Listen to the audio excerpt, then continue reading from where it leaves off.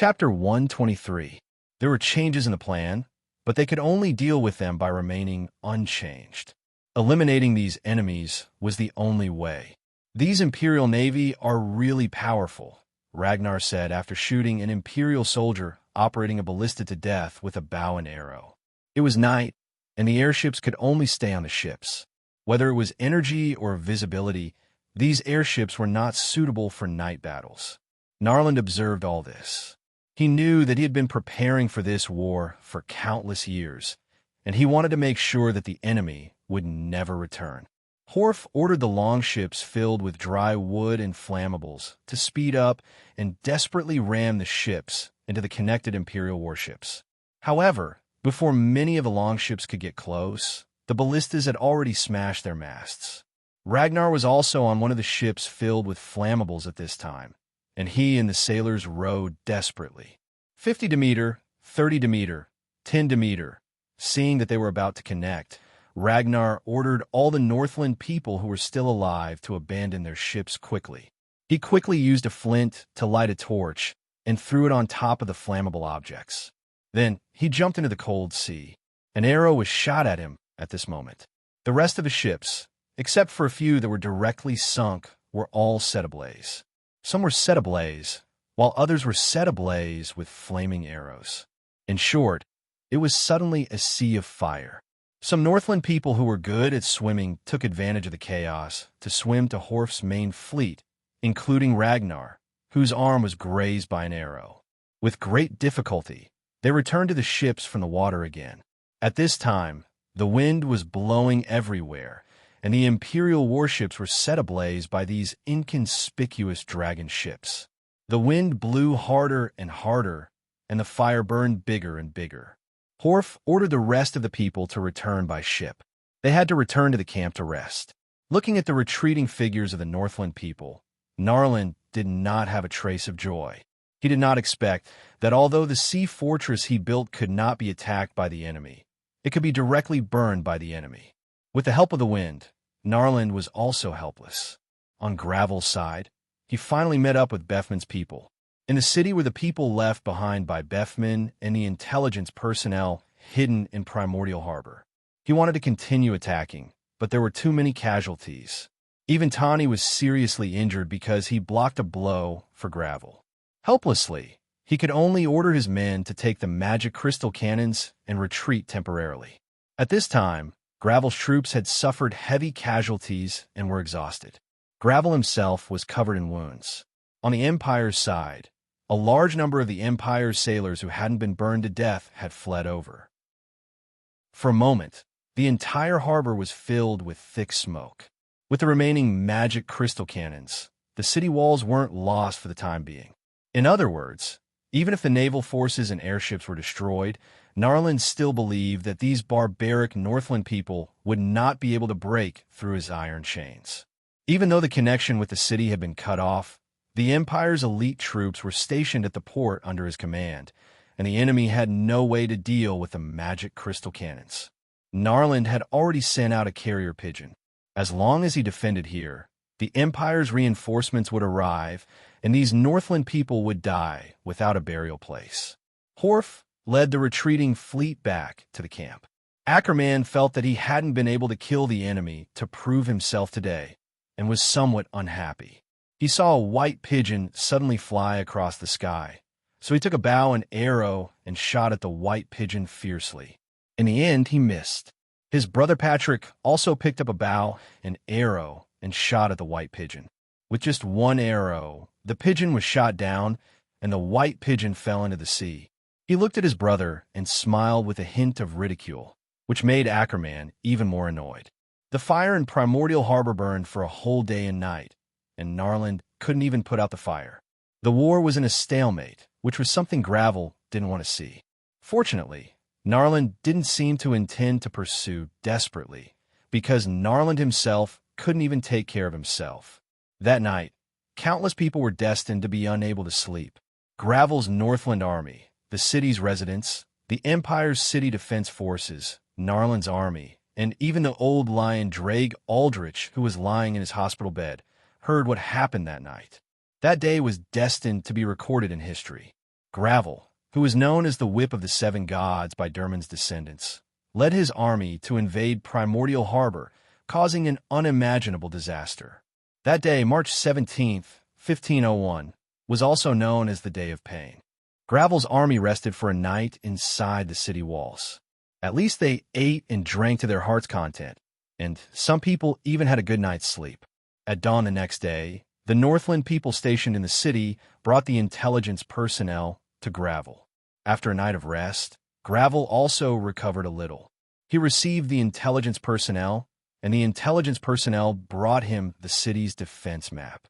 Seeing the map, Gravel had a plan in mind, but it was difficult to contact Horf and the others at the moment. He saw that there was still a signal flare left. He ordered Roderick to bring enough rations, water, and a few men.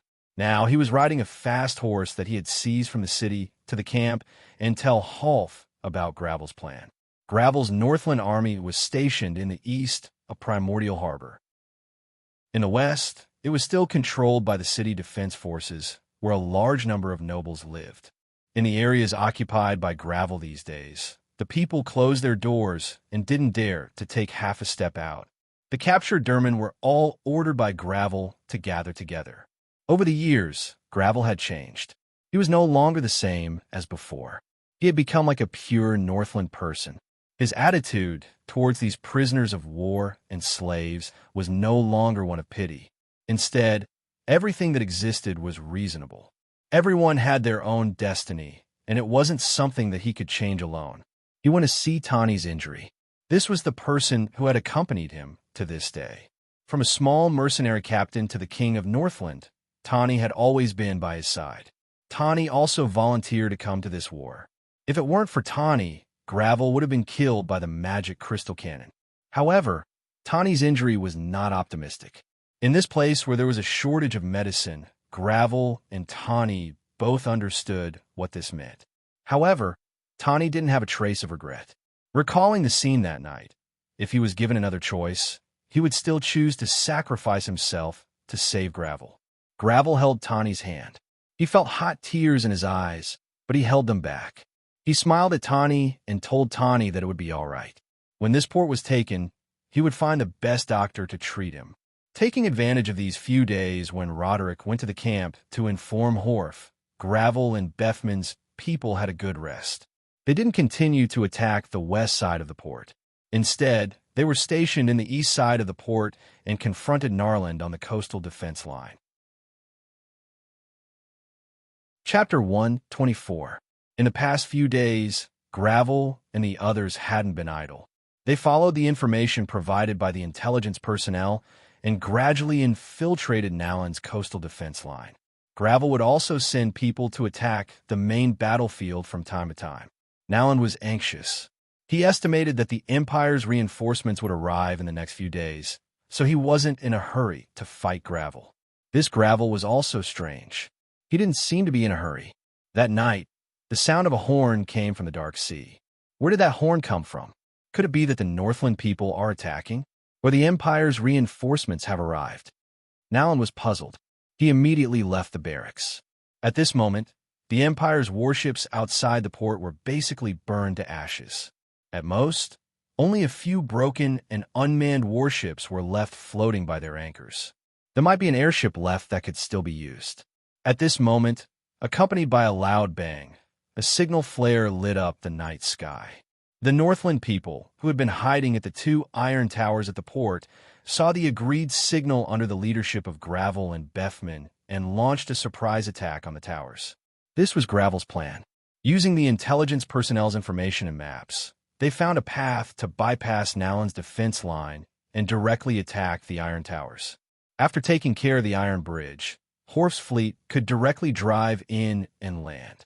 Seeing Horf's signal, Gravel and the others desperately took care of the enemy on the 2 iron towers. This Naland was so conceited that he didn't expect Gravel to do this. Ackerman and Horf were on the same boat. He was very happy and excited. He could finally kill to his heart's content tonight. Brothers, let's use the enemy's blood to pour a cup of wine for all eager tonight. Havagard is calling for us. When the city is breached, gold, silver, treasures, delicacies, beautiful women, We can snatch them all we want. These are all ours. Horf stood at the bow of the ship and roared. Whoosh, whoosh, whoosh. The battle cries of the Northland once again resounded through the pitch-black waters. Every Northland citizen's warlike blood was boiling. Facing the high-spirited Northland fleet, Nalin felt a hint of despair and fear for the first time. What he was facing was not the Empire's reinforcements, but the enemy's mighty fleet. He could only deploy the few remaining magical crystal cannons to defend the coastline. The Northland fleet made use of their speed to rush towards the coastline. Although a few ships were destroyed by the magic crystal cannons when they approached the coast, more longships began to land on the coast. Horf, Ackerman, Ragnar, and Patrick's ship was hit by a cannon when they landed. Fortunately, they were agile and had already disembarked. All the people of Northland were gathered here at this moment. Gravel and Bethman also led the army to attack Nalin from both sides. Soon, the three sides surrounded Nalin. Originally, Nalin wanted to break through, but the Northland people were too fast and too strong. This time, the magic crystal cannons didn't have time to play any role before they were seized by a large number of Northland people. In the face of the Empire's archers and crossbowmen, the Northland people's shield wall made them unable to do anything. Without any hope of breaking through, Nalin and the others were trapped like beasts. Ragnar waved the battle axes in his hands tonight and cut down countless Derman soldiers. Ackerman didn't say anything else. He blocked with his round shield and killed with his longsword. His face was already stained with the enemy's blood. His brother used a spear to pierce many of the Empire's soldiers. Roderick was even less of a problem. Almost no one was a match for him. For a time, the beach was filled with the corpses of the Empire's soldiers. These were the Empire's elites, who couldn't withstand a single blow from the Northland warriors. Ackerman looked at his brother and Ragnar, and he also worked harder to kill the enemy. Soon, less than 100 people left in Nalin were surrounded by the Northland people's shield wall. Do you have a guts? Send one of your people to duel with one of mine. If we win, let us go. If we lose, you can do whatever you want with us, Nalin shouted in his beautiful admiral uniform. This guy is really shameless. He's already become our meal, and he's still thinking about a duel, Gravel said to Horf and Hoffman in Northland. If he wants a duel, we'll duel with him, Hoffman said. The Northland warriors laughed, and their laughter sent chills down Nalander's spine. I'll duel with them, Ragnar volunteered. Well, good. Be careful, King Gravel said to him. Ragnar was silent, brave, and rough. When he fought, he was like a fierce beast. The Northland and the Derman each sent half of their people to form a circle, and each side sent a warrior. On the Empire's side, they sent a warrior who was 2 Demeters tall, extremely strong, and looked like a bear. This person was wearing black plate armor and was Nalin's personal guard. Ragnar was at least a few heads shorter than this Imperial, and his body wasn't as strong. The two sides didn't hold back and immediately began to fight to the death. Ragnar was very agile, and he dodged the enemy's giant axe in all kinds of ways. As long as the giant axe touched Ragnar, it would probably split open his flesh. His whole body was covered in plate armor, so unless Ragnar attacked his head, it would be useless. Ragnar was almost hit by the man, and the Northland warriors cheered him on. He turned around, jumped on the man's back, and swung his axe fiercely at the man's head. Ragnar quickly ran over and cut off the man's head while he was still struggling. In the midst of cheers and battle cries, Ragnar held the head of the Imperial warrior high. Nalin was scared silly. He could only surrender obediently. In this way, Gravel and the others finally won the war. Although it wasn't easy at all, they still won. After capturing Nalin, Gravel led his men back to the garrison on the west side of the city and found that the Northland people who stayed behind had all been killed. Even Tani had been cruelly killed on the hospital bed. The captives were also released. Gravel was devastated. He didn't choose to attack the city immediately, but first held a grand funeral for Tani and the dead Northland warriors. Early the next morning, several ships full of dead Northland warriors docked at the port. One of them only had Tani on it, and there were dry branches under them. Tani's ship was full of flowers, and he always carried the dagger that Gravel bought for him. This dagger was also placed next to Tawny. Chapter 125. They are true warriors. They will not turn back on the road of the charge. Tonight, they will be at Havagard, celebrating with god Aulger and his 12 warriors, as well as all the heroes and martyrs. They will always fight, always party through the night. There will be no pain, no death. They will always watch us and be with us. Gravel, dressed in white, said loudly in the Northland language on the docks of the port. The Northland army stretched as far as the eye could see along the coast. They were the bravest warriors. In the end, the archers shot the small boats with flaming arrows. The burning boats gradually drifted into the sea, following Aulger's call. This was the highest form of funeral in Northland. Only the king could enjoy it. After the funeral, the Northland people's craziest and bloodiest revenge was about to unfold. However, at this time, the nobles of Port were completely uninvolved. They did not even have the intention to escape the city. They thought that after the city defense army had taken care of some of the Northland soldiers and the wounded who stayed behind, they seemed to have achieved some great results. Although these nobles still lived a life of luxury, they were the same as before, but the people at the bottom were not so lucky. On the west side of the city, where the nobles and Lord Drake still occupied, the number of refugees was very large. They took their belongings and fled to the east side of the city, becoming homeless wanderers. The city defense army did not treat them well. They just drove them together and centralized them for management. Those ordinary citizens who used to think that the world was peaceful now tasted the bitter fruit. When disaster came, they did not even have a dagger to defend themselves. They laughed at those who were prepared, those who planned ahead. They did not know that they were the ones who should be laughed at. Among these refugees, there was no lack of people who used to think that they were doing well. They looked down on the people at the bottom, and now they had fallen to the lowest level. Gravel's order this time was that no matter who the other party was, as long as they were not Northland people, they were to be dealt with at will. All of them were to be killed. For a time, 3 Northland armies, namely Bayman's army, Horf's army, and Gravel's direct troops, killed their way to the west side of Port from 3 different directions. The city defense army, who was still standing guard at the blockade line, saw a large number of angry Northland people, full of murderous intent, coming to kill. In an instant, their psychological defenses collapsed. Anna and Roderick led Gravel's direct troops to attack the Lord's residence from the middle. There was one person in the city defense force who was originally in charge of guarding the city gates. He was a native of Springport, and his family had paid him to become a soldier of the Empire. Now, she was still transferred to defend the front line. No matter how hard her family tried, it was useless. The nobles and feudal lords in the west of the city didn't know what was going on in the east of the city. They only knew that it wasn't that simple. When the city guard saw the first wave of Northland soldiers charging towards them, he was deeply shocked. Their running speed was like that of a wild beast, ferocious and swift. In the blink of an eye, they were right in front of them. There was no time to react, even though the archers of the city guards were also shooting at these barbarians. However, they were either dodged or blocked with their shields. Not only that, but they also threw axes and javelins to counterattack the Imperial city guards. In front of them, these people even used the shield wall formation that the heavy infantry loved to use. Their defense was watertight. Except for a few Northland soldiers who died in the charge, the Imperial archers didn't cause any losses to them. However, the fate of the Imperial archers who were closed in on by these Northland soldiers was obvious. This wasn't a war, it was just a massacre.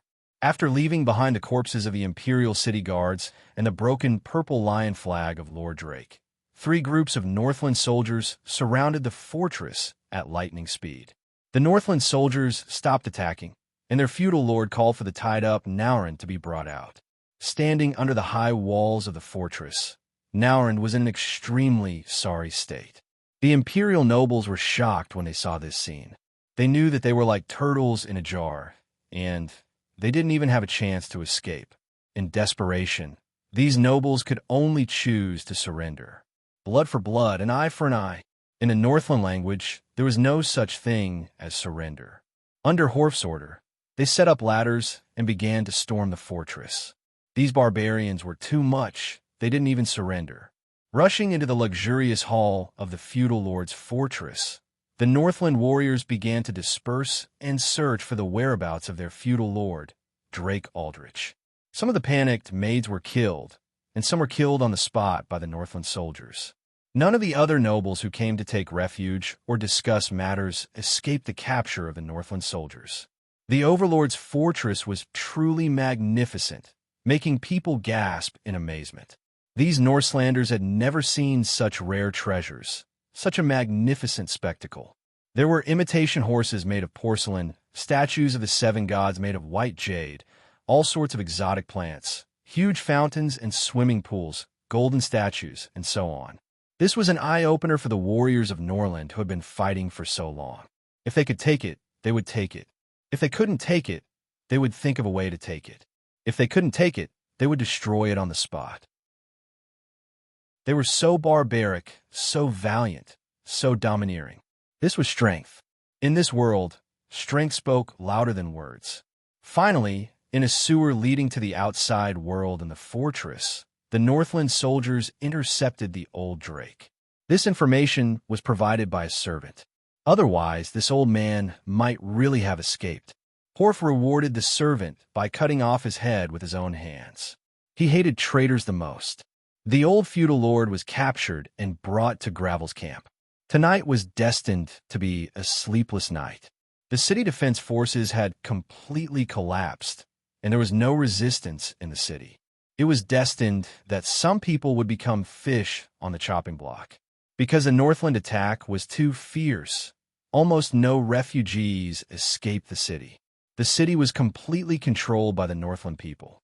No one expected that after so many days of fighting, the Northland people would be able to control the city. They faced enemies several times their own, all kinds of difficulties and obstacles, and finally conquered the economic lifeline of the empire, Spring Harbor, known as the Land of Storms. At this time, Horf, Bethman, and Gravel divided the large city into 3 parts. Bethman was in charge of the north, Horf was in charge of the west, and Gravel was in charge of the east.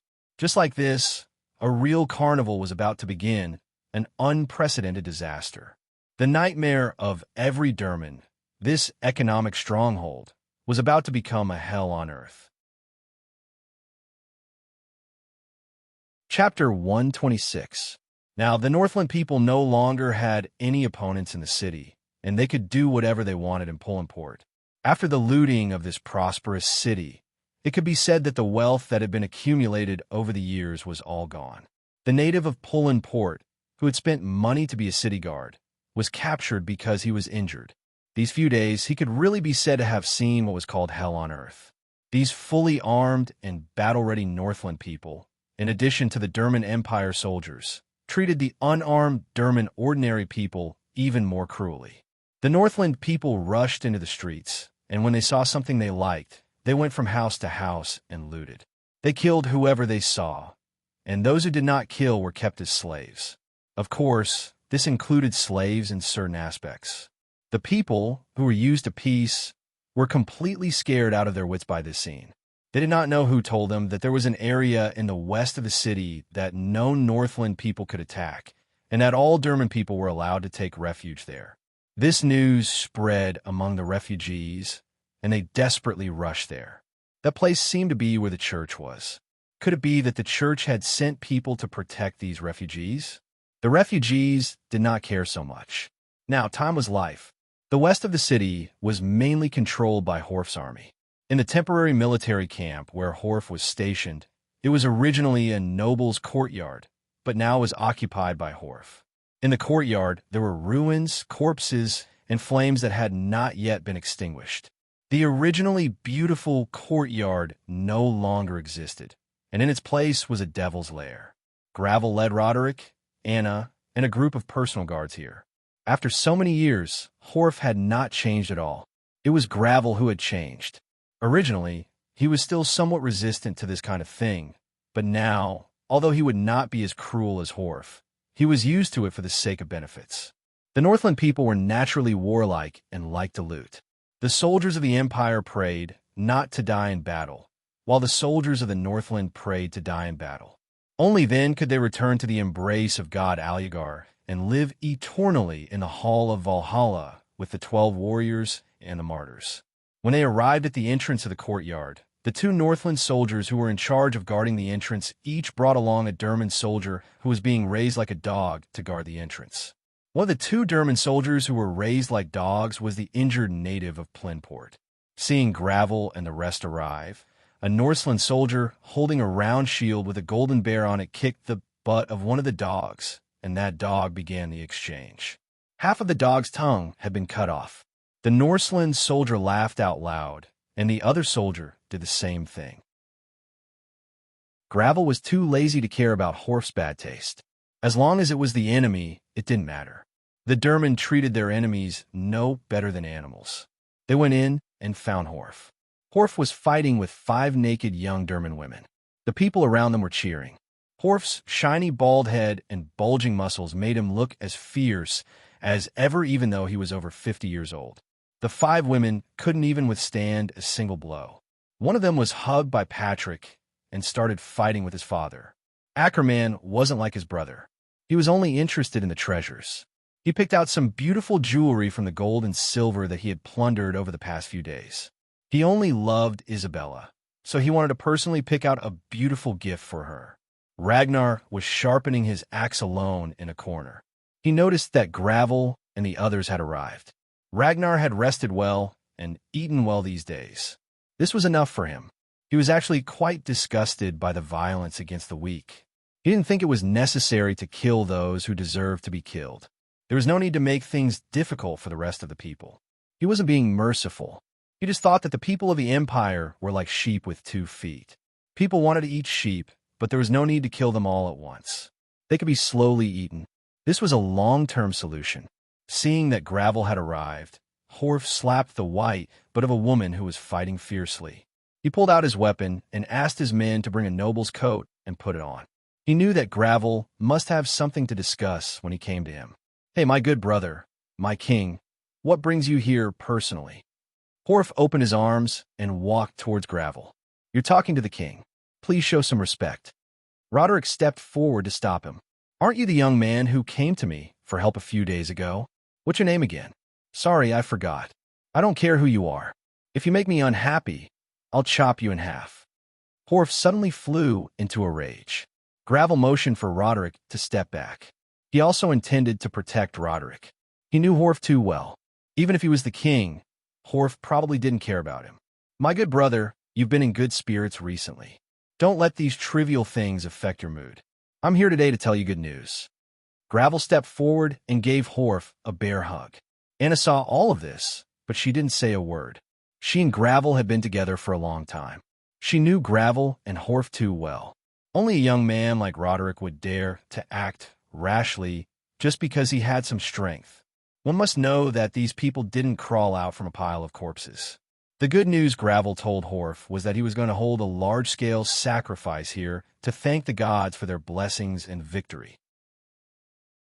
In addition, after Gravel's men took over Naurin's port, they found a large number of resources, including a considerable amount of valuable smuggled goods. It could be seen that there were still people in Derman who wanted to take advantage of the crisis to make money. If these resources were used by Naurin, Gravel, and the others would have a much harder time. This was because there were a lot of magic crystals in these goods, which could be directly fired by magic crystal cannons. Gravel knew how terrifying magic crystal cannons were. It wasn't easy for him to find less than 5 captives who knew how to use magic crystal cannons. This time, the spoils of war that Gravel was most excited about weren't the women's food and treasures. Instead, it was 1 or 2 airships that could still be used, as well as magic crystal cannons and crossbows. These 3 items were far more valuable to Gravel than anything else. With these, his future plans wouldn't be as simple as plundering 1 or 2 cities in the Empire. At this moment, Half's soldier, who was covered in blood and accompanied by guards, came to Half. His breathing was weak. "Not good, sir. Something happened in the west." Chapter 127. What happened? Hurry up and tell me.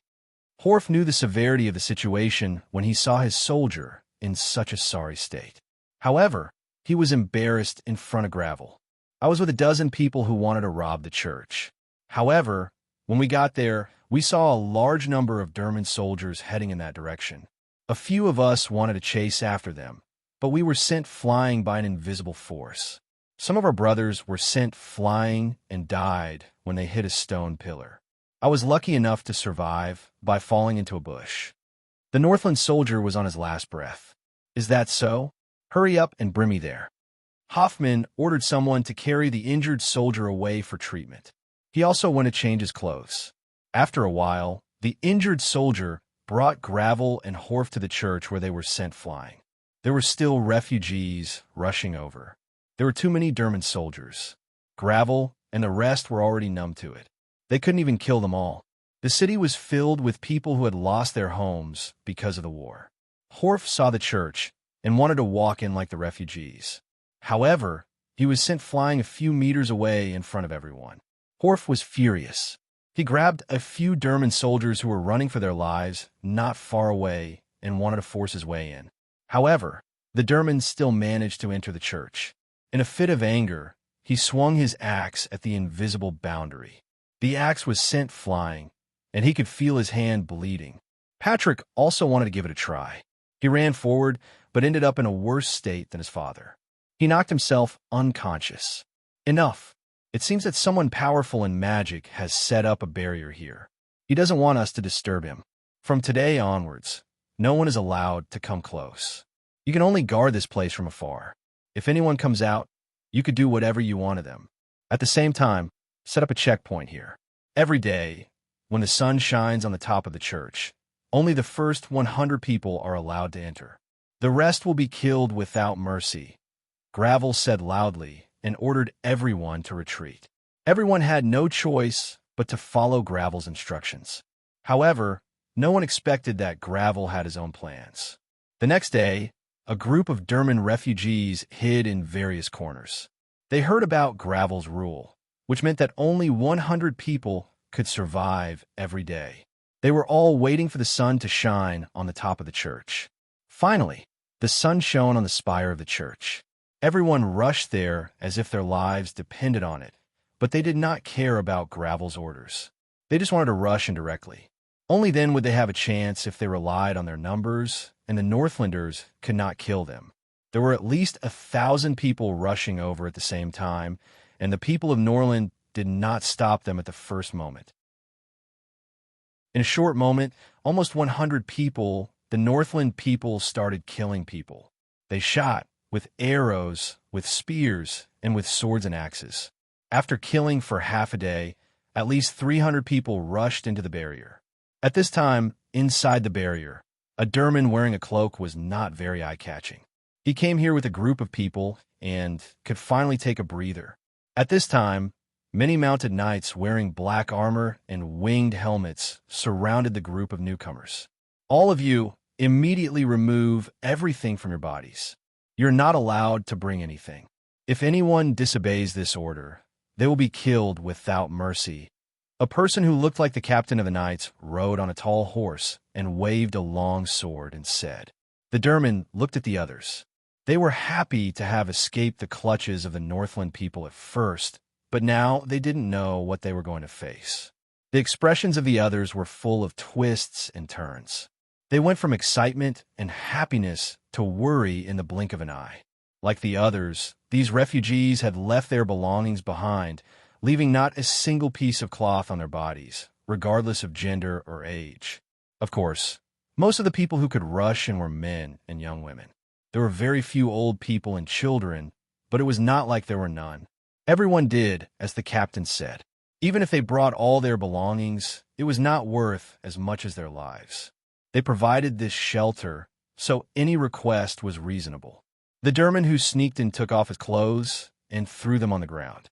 He also threw his dagger on the ground and stood there naked, covering his private parts. The others did the same. Some of the women were a little embarrassed, but they knew that the outside world was scarier, so they could only do as they were told. After all, they were very grateful that they were not killed immediately. The captain of the knights told them to line up. The knights dismounted and checked them one by one to see if they had brought anything secretly. There was a young and beautiful girl whose snow-white breasts were carefully examined by a knight. However, the girl didn't dare to utter a word. Suddenly, a middle-aged man was dragged out of the line and beheaded because he was holding a bag of gold coins. Everyone was trembling in fear. At the same time, they were glad that they did not bring anything with them. After the careful inspection, the knights got on their horses and led the group of refugees to a huge pool. The world inside the barrier was really beautiful. However, the refugees were not in the mood to appreciate it. They had no dignity at all, no matter where they were. In front of the huge pool, the water was still steaming. The knights urged the refugees to bathe in the water. Everyone was worried that there was a conspiracy or that the water was too hot and would burn them, until one person jumped into the water first. At that moment, after so many days of tiredness, they felt refreshed. For the first time, they felt like they were still alive. It was as if they had returned to the time before the war. They even started to play happily. They really enjoyed it too much. The tiredness from the past few days disappeared in this hot bath. Even the Derman who sneaked in felt really comfortable. Seeing how happy the refugees were, the knights looked at each other and smiled. Then, they were asked to put on the clean white clothes that the knights had brought. There was not much difference between the clothes, and the sizes were almost the same. There were only men's clothes, women's clothes, and children's clothes. Everyone put on clean clothes. They felt that this was not bad. Although they were a little reluctant to part with the things they had lost, at least they were still alive, right? Then, they were taken to the open space outside the church to eat. Looking at the dazzling array of food, they ate heartily. This was such a good treatment, but they did not see any other refugees. Where did the other refugees go? No one knew. They did not even know what was going to happen next. They did not know what was waiting for them. Chapter 128. After that, these Derman people were brought to the interior of the church after eating and drinking to their heart's content. Before this, these people might have never thought that food and safety were priceless. Born in peace, they had never felt the existence of these things. They all took it for granted until they lost it. Only then did they realize how precious all of these things were. Inside the church, a bishop of the church was praying to the seven gods. This bishop was a very tall and handsome middle-aged man with a resolute face. After praying, the bishop said to the people below, "Children of the seven gods, the whip of the seven gods has now descended to punish our sins. We must repent in front of the seven gods and become good people again." The bishop preached to those people. Then, the people were brought to a place far away by fully armed knights. There was a towering and imposing building there. St. Mary's Hotel. This was the famous luxury hotel in Port Poland. These refugees were confused and didn't know what was going on. But after the people left, the bishop's expression changed drastically. His eyes were full of disdain. He hated the bullshit, he said. It was a complete lie, but he couldn't do anything for the sake of his own safety. The Derman who sneaked in was also confused, but he could only do as he was told. It turned out that once they entered the hall on the first floor, under the magnificent decorations, a large stage came into view. Groups of young female refugees were being displayed on the stage for a man with wheat-colored skin to choose from. That person looked very young. He was none other than the Black Dragon Deal in his human form. Ever since he had a lot of money and countless wealth, he had built a kingdom that belonged to him with St. Mary's Hotel as his foundation. Here he was everything. This time, Gravel led the Northland people to invade the Empire's economic hub, Port Poland. The Black Dragon Deal didn't do anything. He simply set up a barrier and blocked countless Northland people. Every day, many Derman people came to seek refuge. He couldn't be happier about this, because he knew that he could get as much gold and silver as he wanted, and people were the most important resource to him. He needed a large number of people, which was an important resource for him. Even the bishop had no choice but to obediently serve or deal with his church as his lackey. What happened next was a crucial moment for the Derman. This was because everyone had to make a choice here. Stay and become a demon, become a slave, or be eaten directly. Many people chose to be demons, but becoming a demon was not an easy task. There were more than 100 people who chose to become demons. Most of them were men, and only 2 or 3 were women. As they stood together, Irdeal directly released his magic power. Those with evil souls in their bodies began to change at a speed visible to the naked eye. Black spikes emerged from their bodies, wings grew out of their backs, horns grew out of their heads, and tails grew out of their buttocks. However, less than 10 out of 100 people were like this. The rest of the people instantly exploded in pain and died. These people's fates were no longer in their control. They had completely become Irdeal's minions. The rest of the people who didn't choose to become demons were still rejoicing. However, they couldn't rejoice anymore because some of them were destined to become food. The Derman who sneaked in suddenly became nervous because he had a mission to report everything here to Gravel. He was one of the leaders of the intelligence organization that Gravel had arranged here. He couldn't become someone's food for no reason. However, he could still be a little relieved. The young and strong people were all picked as slaves by the knights. Unless they were unwilling, it was equivalent to wanting to become someone's food. The remaining ugly, old, and children who were not picked were definitely not going to run away. They also wanted to resist, but their deaths were worse than being killed by the Northland people outside. Therefore, these people were in charge of these places. Under the supervision of the demons, they worked for Irdeal and served Irdeal. Of course, when Irdeal was happy, he would still treat them as food. Of course, the beautiful young girls were also picked out. The service of these people was a little special. Sharp Knife Dean and Big Abel, who had followed Irdeal from the beginning, had also become demons. However, they were stronger and were in charge of managing these demons. Those who survived could only work hard without complaint, becoming the slaves of others. Even so, they were still glad. After all, it was better than becoming corpses or food. In this enclosed environment, these people formed a strange society. It was like a tall tower. Everyone lived in the same area, but the scenery they saw was completely different. The people at the bottom worked nonstop every day. They even fought with other people at the bottom for a piece of bread. The world they saw was the cruelest and most terrifying. In fact, among these people at the bottom, they also looked down on each other. Although they were all slaves at the bottom, the stronger ones felt that they could get an extra piece of bread, but they also looked down on those who could only get half a piece of bread. In Irdeal's eyes, there was no difference. They were all slaves, and he could kill them if he wanted to. A little further up were some special slaves who knew how to order things. Or those young and beautiful girls. They were actually fish on the chopping board. They could only be said to be fish that was relatively nourished. In the middle of the tower, the lackeys of the church were responsible for maintaining order. In the upper level of the tower, they became the managers of the demons. They enjoyed certain rights and were directly loyal to Irdeal's existence. In this enclosed environment, they had a good life. Of course, the top level was Irdeal. To him, there were birds and flowers everywhere. The scenery was beautiful. This was the dragon's nest that he was very satisfied with. These people thought that the demons were the bad ones. In fact, these demons simply ate human flesh. In contrast, people's hearts were 100 times more sinister. The Derman who sneaked in finally escaped after many dangers.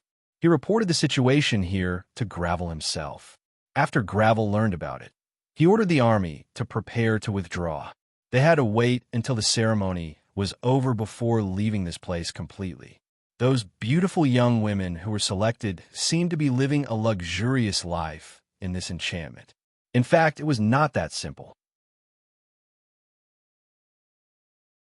Chapter 129. Many new ships were being built at the port of Pullen Port, including the restored warships of the previous empire. Most of the Derman slaves were working, and the Northland people were in charge of supervising the work. On the beach, there were many corpses that had been soaked and turned into giant statues. As for what a giant statue was, forget it. It was better not to know. Soon, the ceremony to thank God Alyeger for his blessings would begin, and the people were busy with it. So many days had passed, and this formerly bustling city had now become dilapidated. These Southern Empire people were not tall. Compared to the tall and mighty bodies of the Northland people, they could really be said to be insignificant. The Empire people were best at scheming and scheming, but in the face of absolute force, it was not worth mentioning. But that being said, there were still many very powerful people among these Empire people who were very accomplished in all aspects. These people were worthy of respect, but they did not represent the majority. In fact, these Empire people were not that bad. Except for small fights, they were still considered diligent. Perhaps it was because they were too diligent, did not care about certain things, despised force, and looked down on military affairs, which led to their current disaster. But no matter what, in the game of the upper class, the unlucky ones were the people at the bottom, although the will of the lower class also determined their fate in the future. Get a Derman girl to play with, the two Northland warriors in charge of guarding said to each other, laughing. These days, this kind of scene was not strange. The captured Derman people were already numb to it. It was good to be alive, talk less, and do more. Gravel had already ordered all books with Derman words to be burned. He wanted to completely erase the Derman language in this city. Finally, on the night of the ceremony, all the Northland people in the city were ready. Everyone sang and danced, and everyone was unusually excited. There was wine and food everywhere. And of course, there were countless beautiful women and killings. The Northland priest took out a huge, sharp machete and beheaded the cow in the center of the bonfire. Immediately, the cow's blood flowed into the container prepared in advance. People smeared the blood on their faces, and some mixed it with wine and drank it.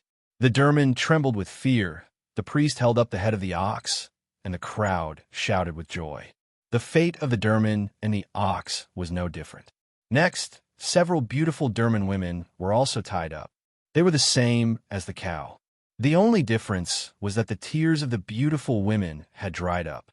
Perhaps this was the best relief for them. The priest threw away the backs of the beautiful women and took their blood.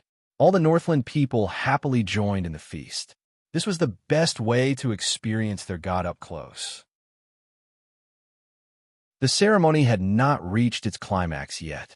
The nobles were brought up, and after a few screams, they were turned into a pile of flesh and blood.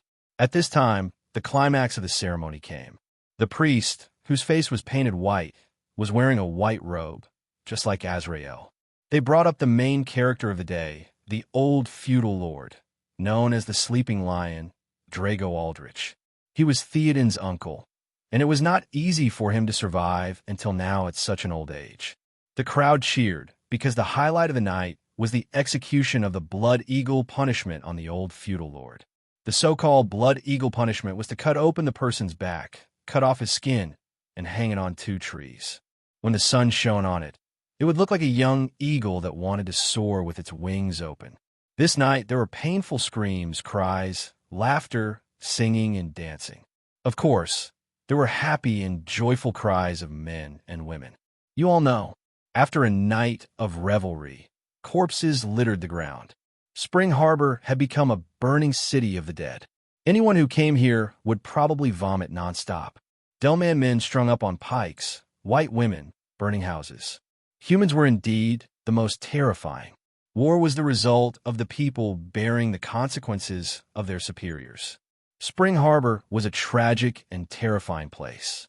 The next day, Gravel and the others were ready. They decided to return. This invasion and plunder had allowed them to obtain a huge amount of wealth and manpower from the Empire, as well as countless technologies. Along with them were the intelligence organizations that had been hiding here. This time, they had destroyed the Empire's strongest naval force in one fell swoop. It was April 12th, 1501, the month of dew. From the time they landed, Gravel and the others had caused immeasurable damage to the city, almost razing it to the ground. Later on, people would call this catastrophe the Whip of the Seven Gods, but this was a story for later. Gravel and the others returned with a bountiful harvest. This was their first expedition to the Empire, and they had achieved such results. It seemed that the Empire was only SOSO. Before this, there was an episode. When Horf and the others were retreating, a group of black-armored knights suddenly came out of the barrier. They were from the church. The bishop himself wore black armor and rode a tall horse, fully armed and wielding a long sword, to kill the Northland people. He wanted to save the Derman. He had fallen out with Irdeel, and he had lost Irdeel's protection. He did not want to be Irdeel's lackey anymore. But in the face of the tide of Northland people, he was so scared that he chose to run away. He wanted to report everything that had happened here to the Pope. He ran fast enough. The knights who had already fought with the Northland people were not so lucky. They were all brutally killed. Soon, the church was ransacked, but they still could not get close to the area in front. Even the church was burned to ashes by the raging fire. The church's strength here was completely uprooted and eradicated because Gravel had ordered that other faiths were not allowed to exist. In the place still protected by the barrier, St. Mary's Hotel, young and beautiful women were poked in soft and wet places by Irdeel with his thorny tail. Some of the beautiful women's skin was torn off like a chicken leg. Irdeel respected women, but to people without souls, they were like playthings. Would you feel guilty because you ate a chicken leg? In a sealed place, there was only freedom and no restrictions. They could do as they pleased. All evil was allowed here. Irdeel was the supreme law. This was the promised land that belonged to him and the demons under him. Intrigue, flattery, deceit, greed for vanity, and hypocrisy are not worth mentioning in front of me. Humans are pitifully small, and all their arrogance will be crushed under my feet. Destroy it. Compared to the pure path of demons, the human world is more disgusting. If the laws that govern this world are wrong, then let me break the laws of this world. Irdeel smiled contemptuously.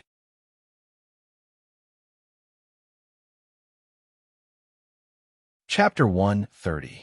In a vast snowy region, a shirtless, muscular man was practicing his swordsmanship. That man was me, Larrickford. Avina and I had been practicing in the mountains of the Kingdom of Northland for a long time. It had been so long that we didn't know what was going on in the outside world. We also didn't know that Gravel's fleet had already plundered the economic hub of the southern part of the empire, Springport. It was now the 6th of May, 1501.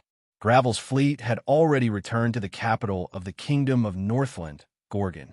An unprecedented celebration was being held there to celebrate the triumphant return of Gravel's fleet. Gravel's fleet had gained a lot from this invasion of the empire. Whether it was slaves, horses, women, treasures, airships, warships, crossbows, magic crystal cannons, and many other things, they all made people eager to conquer the broken empire. Not only that, they also captured the rear admiral of the Nalan Navy, who had single-handedly established the Nalan defense line. But I didn't know any of this in the mountains, and I didn't care about it now.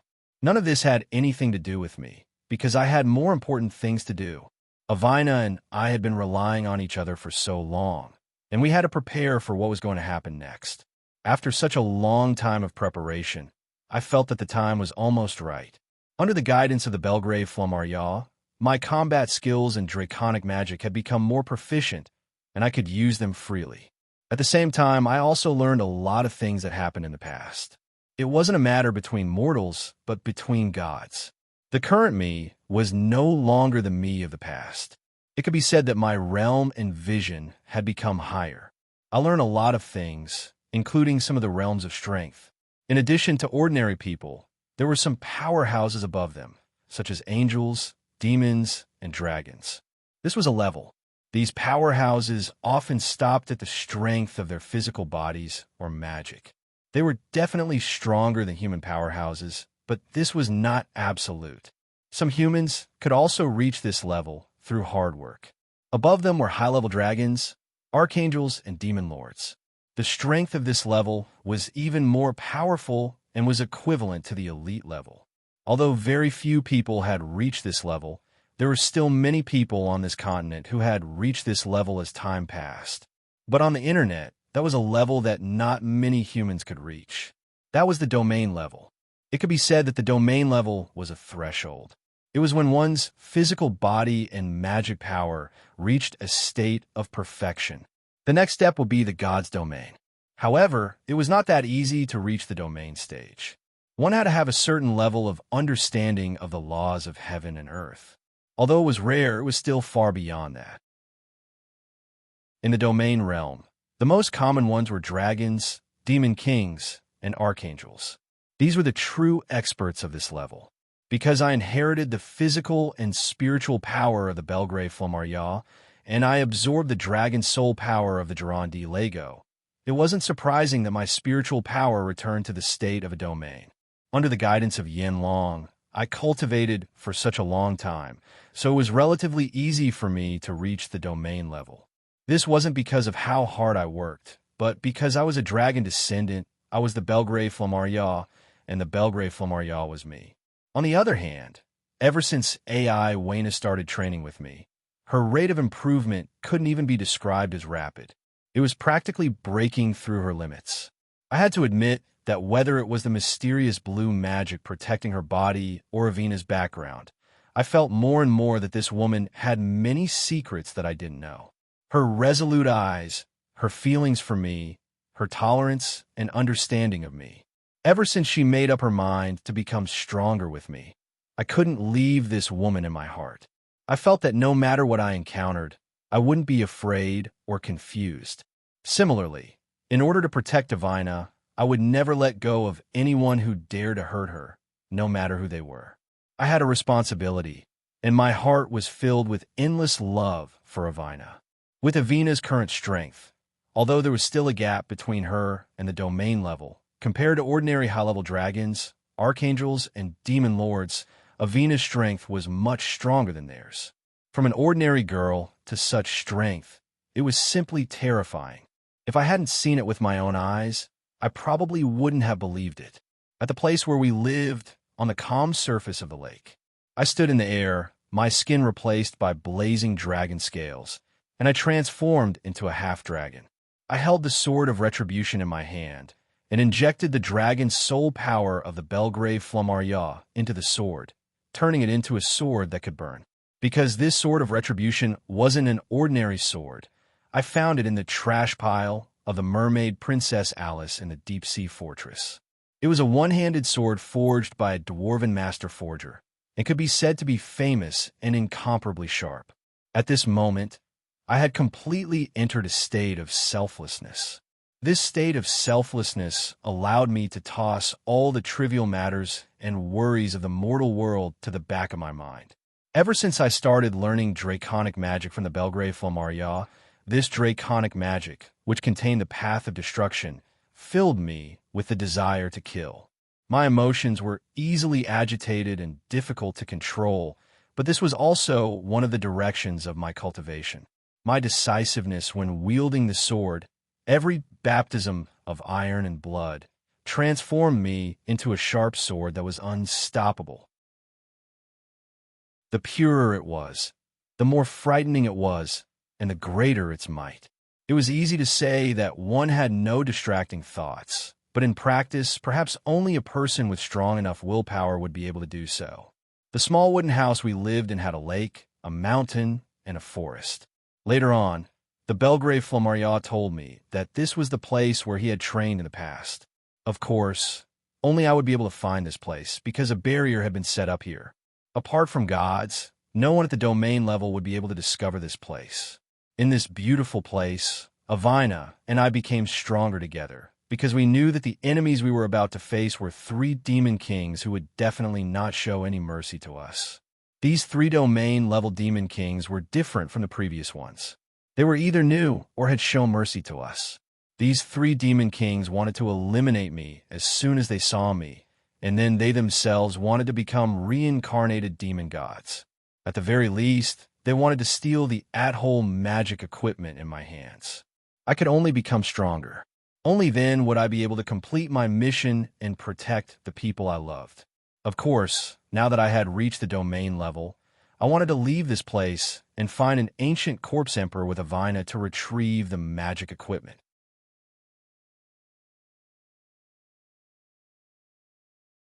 Chapter 131. Just like that, Avina and I put on warm clothes. The temperature in the far north was too cold. Although I was very strong because of my draconic magic, my human form limited some of my abilities. It could be said that in my human form, without transforming, I was only a little stronger than ordinary people. However, compared to a domain realm expert, I couldn't even withstand a single blow. There were only 3 domain realm demon kings left.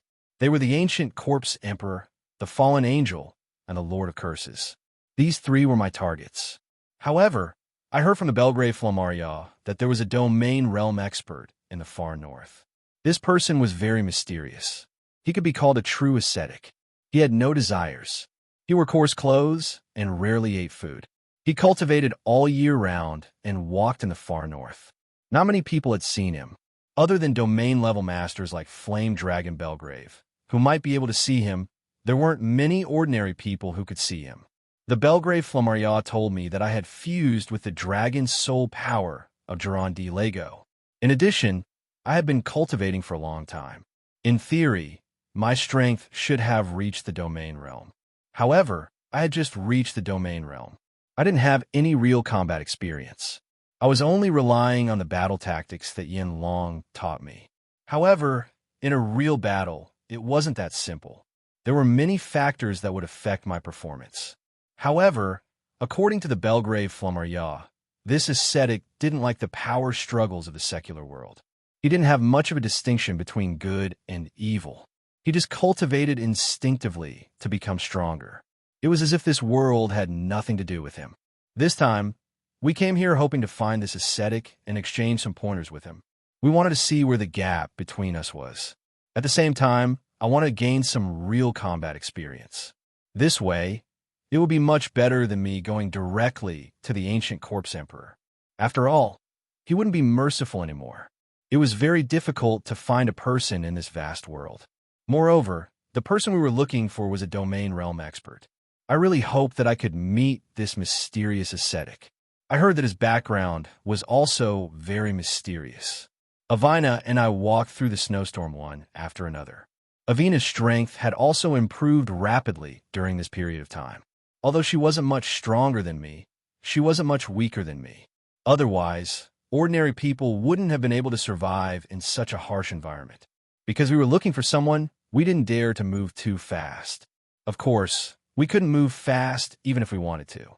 Just like that, we didn't know how long we had been searching in the snowy plains of the extreme north. We hadn't eaten anything for many days, and had only relied on the water melted from the snow to quench our thirst. On this day, we finally arrived at the foot of a tall mountain. It felt like we were about to enter the territory of the Dwarf Kingdom, Avina, and I saw a clear stream flowing down from the snowy mountain. We were very happy. After drinking our fill, we realized that this was indeed a good place. The pine and cypress trees that were covered in snow revealed a touch of green. The surroundings were full of vitality. We had seen too much white in the past few days. If the Belgrave Flammaria hadn't told us to cover our eyes with black gauze, we would have gone blind from dizziness. Avina and I lit some firewood here. Then we took out some food from our spatial rings and rested for a while. I was always happy when I was with Avina. I felt that no matter what I experienced, as long as I was with Avina, I would feel much more at ease. We set up a simple camp here. I went around to see if there was any prey I could hunt. Previously, there was too little. There was only snow and snow. Finally, we arrived at a place with some vitality. I felt that there should be prey around. Behind us was a tall mountain. I decided to go up and search.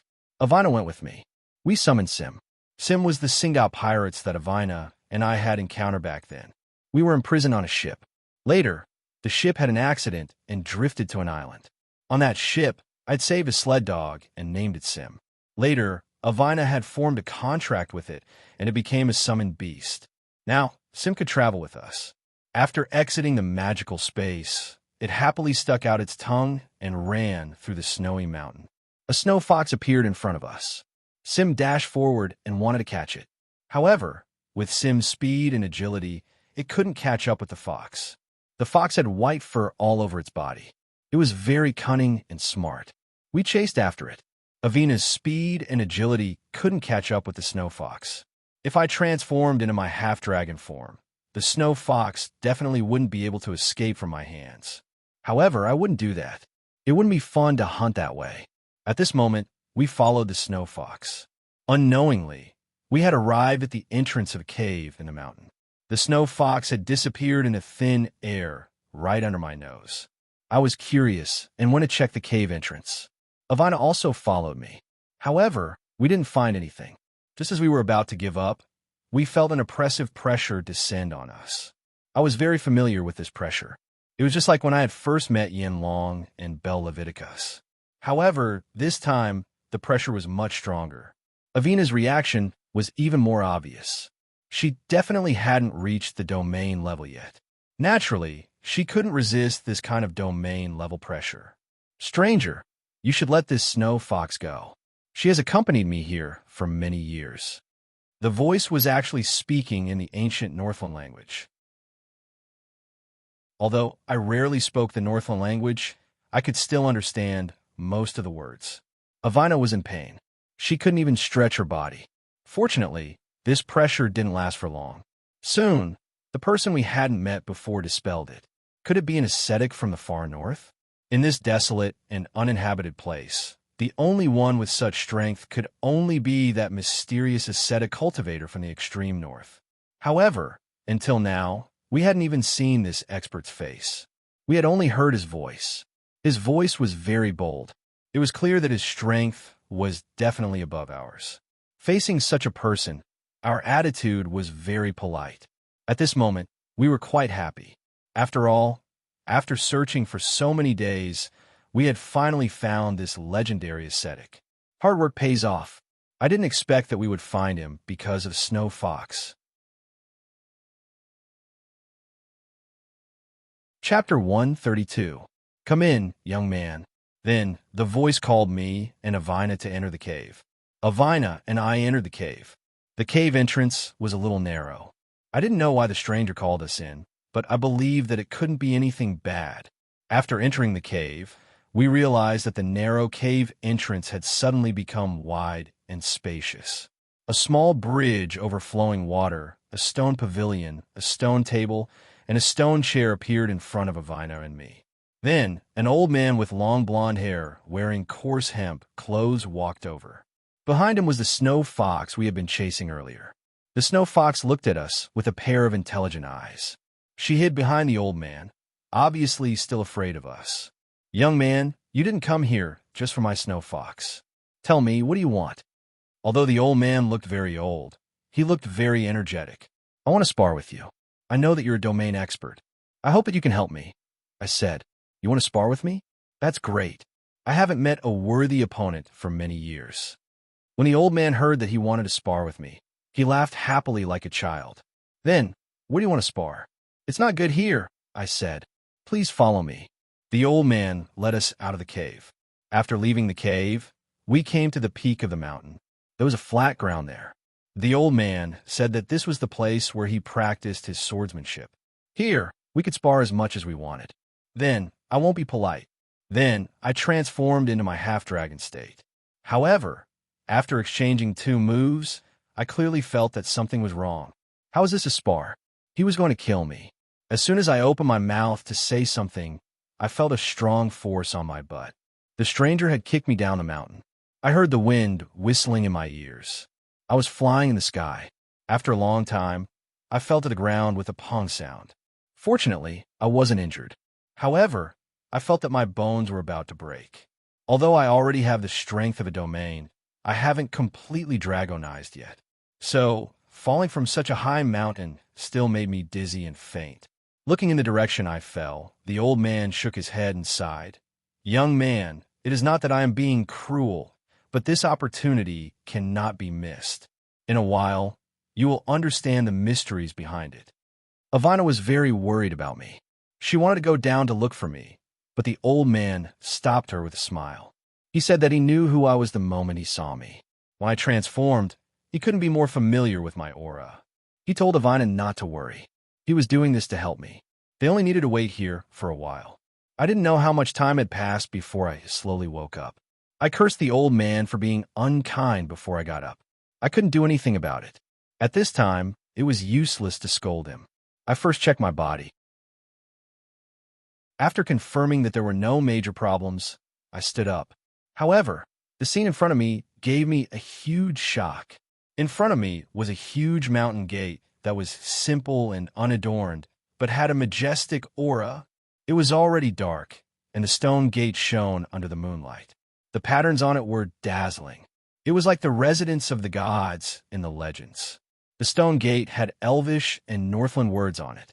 What is this place? My breathing became a little hurried. I had lived for so many years, but I had never heard of such a place in this world. Although I didn't know why I had stumbled here and how the old man had coincidentally kicked me to the entrance of the cave, I had a familiar feeling. It was a feeling of déjà vu. It was as if I had been here in my dreams before. However, no matter how hard I racked my brain, I couldn't remember when I had been here. I stood still and subconsciously walked toward the mountain gate. It was as if there was some kind of power pulling me. When I reached the entrance of the cave, I subconsciously used my hand to push the gate. Unfortunately, the gate didn't budge. I frowned and pulled the gate again, but it still didn't budge. Just as I was about to turn around and leave, something strange happened. I found that the originally tightly shut cave door was slowly opening. At that time, I was startled. I thought that someone had come out of the cave. I quickly moved to the side and stared at the entrance. However, I waited for a while, but no one came out of the cave. However, I could clearly see the situation inside the cave. It was a huge building that looked like a temple. There was no light inside, but it was still as bright as day. I didn't know what it relied on to produce such a dazzling light. The entire building was brightly lit. The strange scene in front of me made me drop my jaw. Except for shock, there was no other word that could describe my feelings at that moment. After confirming that there were no living creatures in the temple-like building, I cautiously walked towards the open stone door. After each step, I vigilantly looked around. After confirming that there was no danger, I continued to move forward. However, that was also because I was still young at that time. I was very curious about things. If it were the current me, perhaps I wouldn't be so impulsive. But then again, if it weren't for my curiosity and impulsiveness, there wouldn't have been such a coincidence. Finally, I entered the stone gate and stepped into the temple. In front of the temple, there was a huge statue. I didn't know who it was. At this time, I got a closer look at the situation inside the temple. It turned out that the four walls of the temple were inlaid with gems of various colors. That was why it was as bright as day. As long as one had a bit of knowledge, they would be able to see that each of the gems inlaid on the walls was priceless. If one of them was taken to the market outside, it would be priceless. However, these things weren't that valuable to me. Therefore, my eyes didn't stay too long on the luxurious decorations of the temple. Instead, I looked around the temple to explore. The temple was very big, but it was very spacious. Aside from the dazzling decorations on the four sides, there were only two structures in the middle of the temple. One of them was the statue I saw when I first came in. Behind the statue was a stone platform. I didn't know if I should go and take a look. Just in case, I used my domain to cover the place, but I didn't find anything unusual.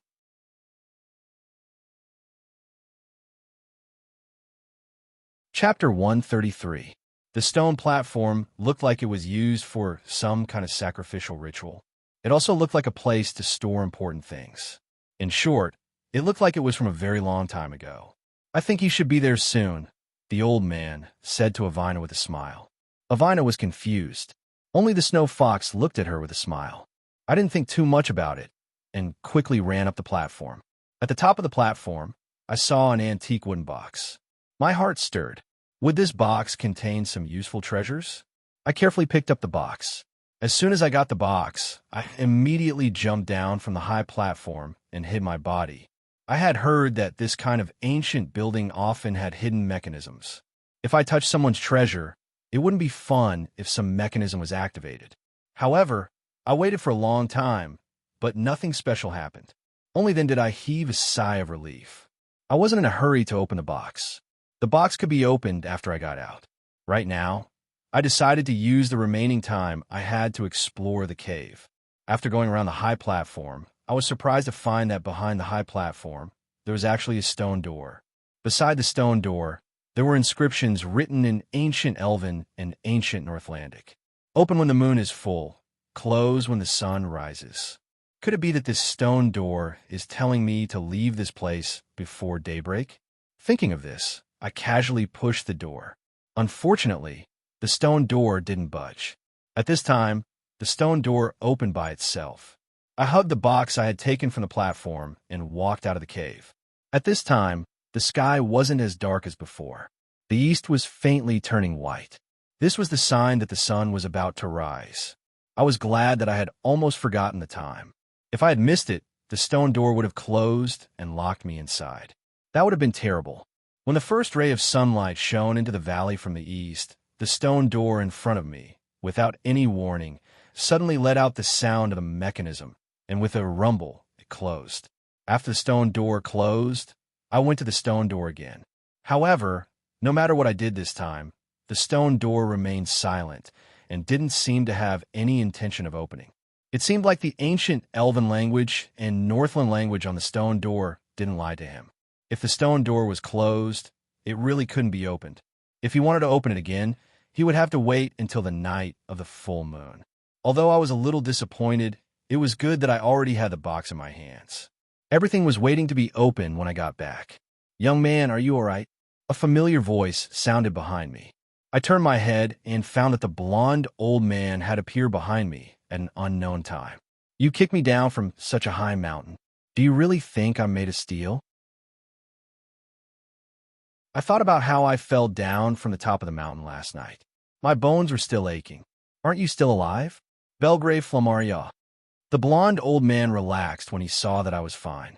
Although he had been very calm before, he was actually very nervous in his heart. After all, I had fallen from such a high mountain. Although I was the Belgrave Flamaria, the blonde old man wasn't sure if I could withstand it. Even if I'm not dead, I'm not far from it. I hesitated whether or not I should tell the blonde old man what I had seen and heard. But after some hesitation, I decided to tell him everything. After all, the old man had been cultivating in this mountain for many years. "Old man, I entered a stone door in the valley yesterday." I pointed to the stone door behind me and said to the blonde old man, "Yes." The blonde old man had seen the box in my hand and knew that I had entered the cave last night. But now that he heard me admit to it, he was very happy. At least I still chose to trust him and not be on guard against him. And then, I didn't know what the blonde old man meant. So I told him what I had seen and heard after entering the cave. Finally, I handed the box in my hand to the blonde old man and said, "This is the box. Keep it for yourself." The blonde old man glanced at the box and said indifferently, "You don't want to take a look?" I was puzzled. Why didn't the blonde old man care about such a wonderful thing? "It's useless to look." The blonde old man shook his head. Although I had a lot of questions, the blonde old man's attitude of "don't ask me" and "do whatever you want" made me hesitate. Together with the blonde old man, we returned to the old man's cave from the fork in the valley. Ivana saw that I had come back safe and sound. She was so happy that she danced and hugged me. The blonde old man fell asleep on his stone bed. Only Ivana and I were left holding the box and staring at each other. At this time, the snow fox also found a place and curled up into a ball to sleep. Since the blonde old man was indifferent to this, I could only study the box by myself. I put the box on the stone table and began to study it. The small box was made in an ancient style, but it wasn't locked. After I opened the clasp, the lid could be opened easily. My eyes widened, and my breathing started to quicken. Ivana was next to me, and she was as nervous as I was. Finally, the lid of the box was opened, and a scroll was placed inside. I picked up the scroll and saw a gem at the bottom of the box. I hurriedly picked up the gem and carefully examined it under the light. The gem's quality was very good, but it was also very strange. There was a pattern carved on it that looked like a star. I carefully unfolded the scroll, but I was a little disappointed. The scroll was very thin, and there was only one sheet. At this moment, everything in front of me turned dark, and I felt like I had fallen into an illusion. Was there a problem with the scroll? I felt like I was in a dark place. I was the only one around, and I was worried about Ivana. At this moment, the boundless stars suddenly lit up. At this moment, a voice seemed to be calling me from the endless darkness. Who is it? Where's this place? I didn't know what was happening, but I guess that it had something to do with the scroll. "Hello, Belgrave Flammaria. You're finally here." I heard an old but powerful voice. It was a voice I had never heard before. How did he know that I was a descendant of the Belgrave Flammaria? "My name is Bregan Martin. I'm very happy to meet the new you," the voice said. What? Could it be the legendary strongest under the stars, Bregan Martin? He was the creator of the Demon Hunter's Blade. Chapter 134. May I ask if you're the one who founded the Demon Hunter's Blade? I asked respectfully because the other party could very well be the strongest person in the universe. "Are you talking about the Demon Hunter's Blade? Do you know about that mercenary group?" I was indeed the first leader, but not long after, I passed my position to the second leader, Angela Mitchell. The voice seemed to recall something. "I was raised by the third leader, Hist Williams.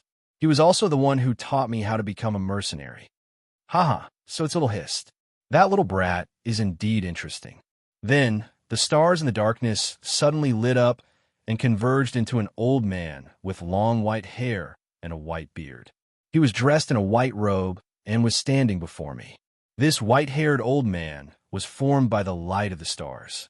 He was a benevolent old man, as if I had met him before. Even though I was already a domain realm expert, I could still feel the difference between us when I met Bregan Martin.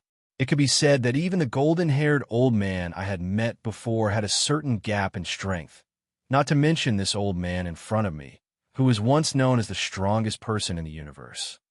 "Belgrave Flammaria, I didn't expect you to become like this after that calamity. I'm afraid you have just surpassed the domain realm," Bregan Martin said to me. "Yes, I have just entered the domain realm. I didn't hide anything from the old man. You and I are fated. I didn't expect to meet again in this scroll of my soul that I left behind back then. I still miss the days when we went through life and death together. The exhilaration of slaying enemies is something I can't forget until today. It's a pity that my physical body has been completely destroyed. Through some special means, my soul hasn't dissipated, but it is still fighting in the boundless darkness. If my physical body hadn't been destroyed, I might have become the 8th human to cultivate and become a god." Bregan Martin suddenly sighed with emotion. I wasn't too familiar with this. All I knew was that Bregan Martin was the founder of Demon Hunter's Blade. I didn't know much about his background. Sigh. So many years have passed in the blink of an eye, but he hasn't changed at all. The Belgrave Flammaria's voice rang in my head. Recently, Yinlong Bel Rafe has not appeared in my mind for a long time.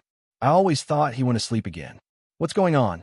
Do you know the founder of the Demon Hunter's Blade, the strongest under the stars? I asked the Belgrave Flammaria.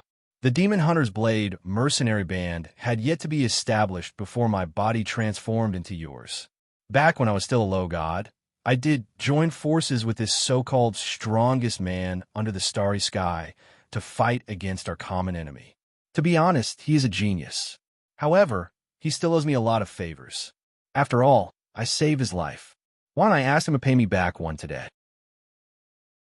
Let him guide you in domain battles and the power of the stars that he is proficient in. He will be much more useful than that ascetic.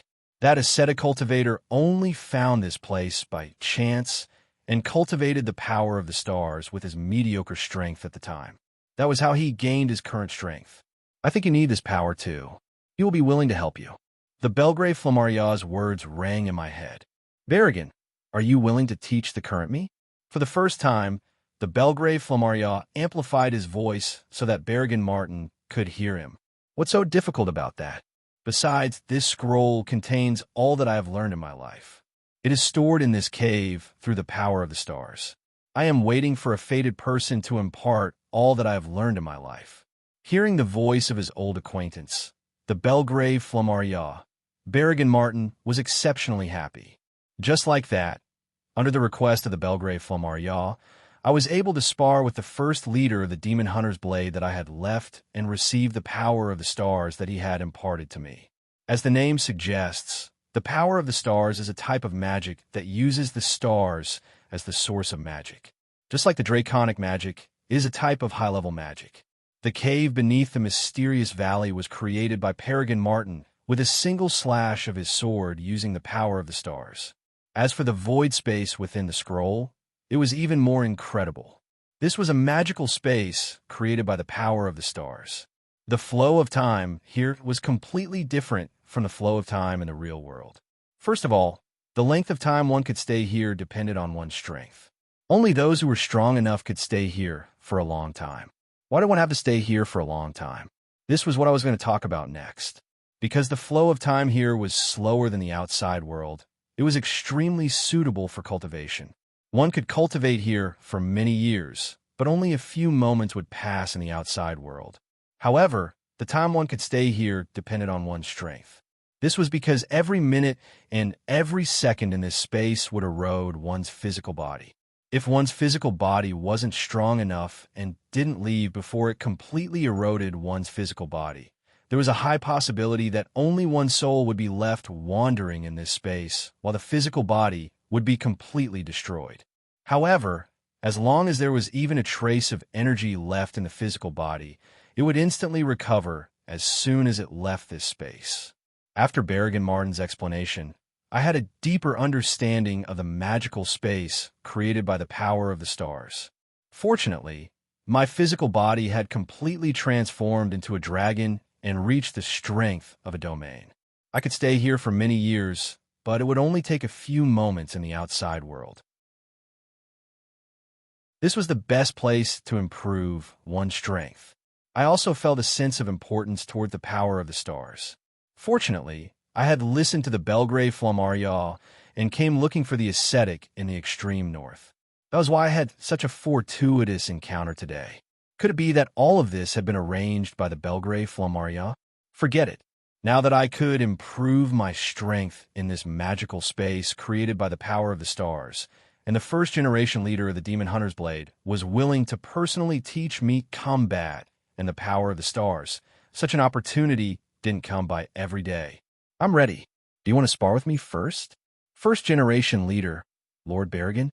I asked the white-haired old man. You're in such a hurry. All right, let's spar first. I guarantee they'll go easy on you. It's been a long time since I've exercised my body, Berrigan Martin said with a smile. The previous golden-haired old man said the same thing. In the end, he didn't kill me. I have to be on my guard this time. I thought to myself, don't worry, there won't be a problem, the Belgrave Flammarion suddenly said in my mind. Chapter 135. In the darkness of the void, starlight illuminated the entire space. Berrigan Martin, who was formed by the starlight, only needed a thought to summon a huge sword formed by the starlight in his hand. I call this huge sword the Great Sword of Stars.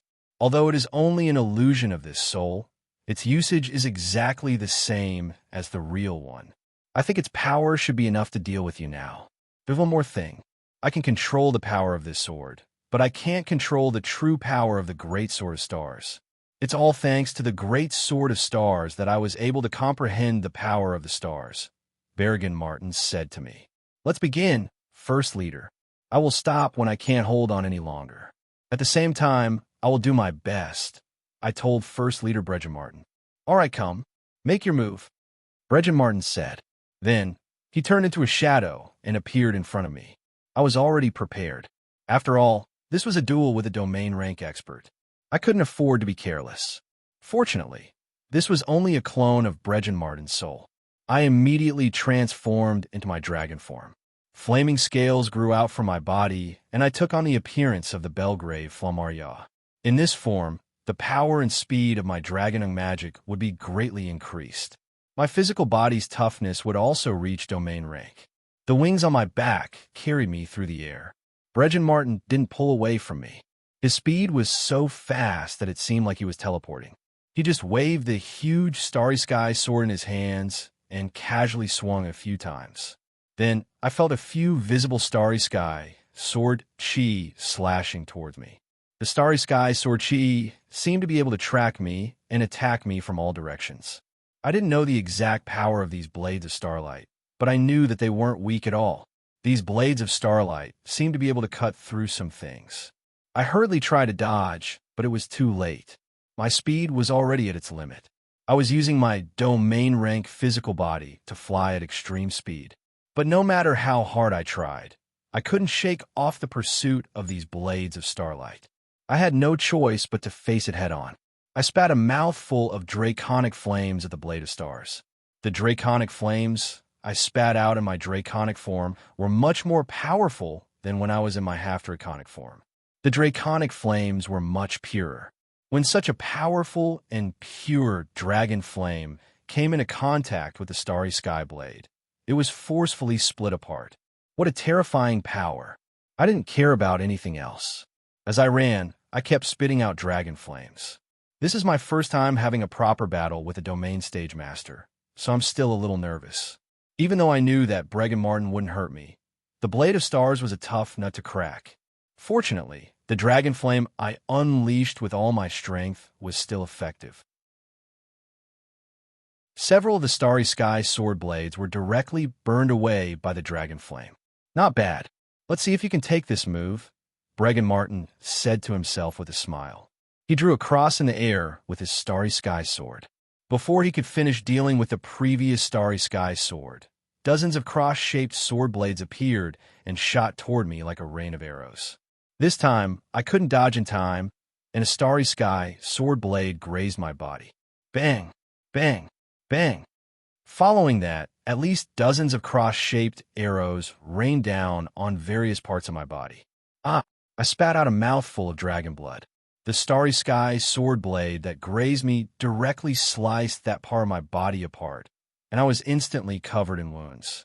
Was this showing mercy? If he hadn't shown mercy, what would have become of me? However, I didn't shout for him to stop. I felt that I could still fight. My eyes turned crimson red, as though I had come from hell. I had to give it my all. After all, I had trained with the Belgrave Flammaria for such a long time. I couldn't give up just like that. I wasn't willing to give up now.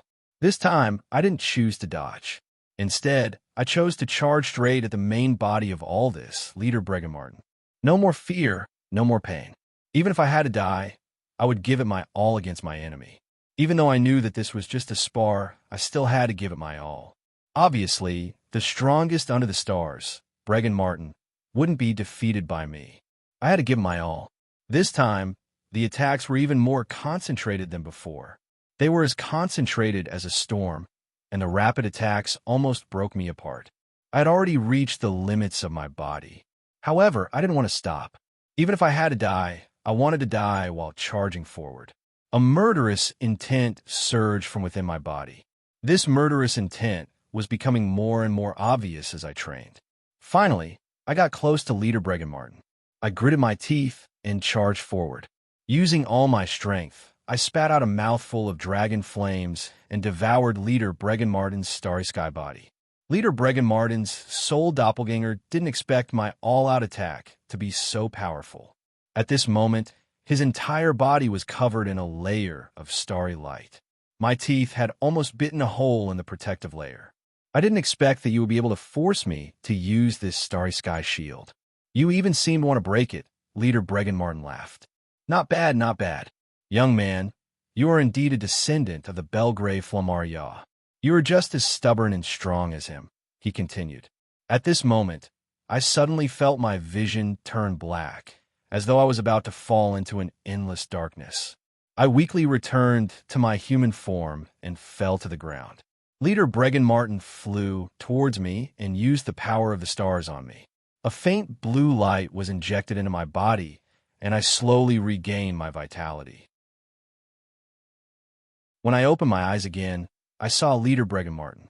It was as though I was looking at Heiside the Elder. I really missed Heiside the Elder. He had raised me for so many years, but I had left without saying goodbye. I felt that I had done badly. After this, I would definitely pay Heiside the Elder a visit and tell him what had happened to me, the changes that had happened to me, and the reason why I couldn't go back. Are you all right, young man? It's just a spar. You don't have to put your life on the line. You will be here for a long time. We can spar more often, Leader Bregan Martin said with a smile. Then, I felt that I had recovered. It was hard to imagine that I could recover so quickly after a huge battle. This magical space, created by the power of the stars, was indeed magical. Seeing that I was silent, Leader Bregan Martin began to explain the power of the stars to me.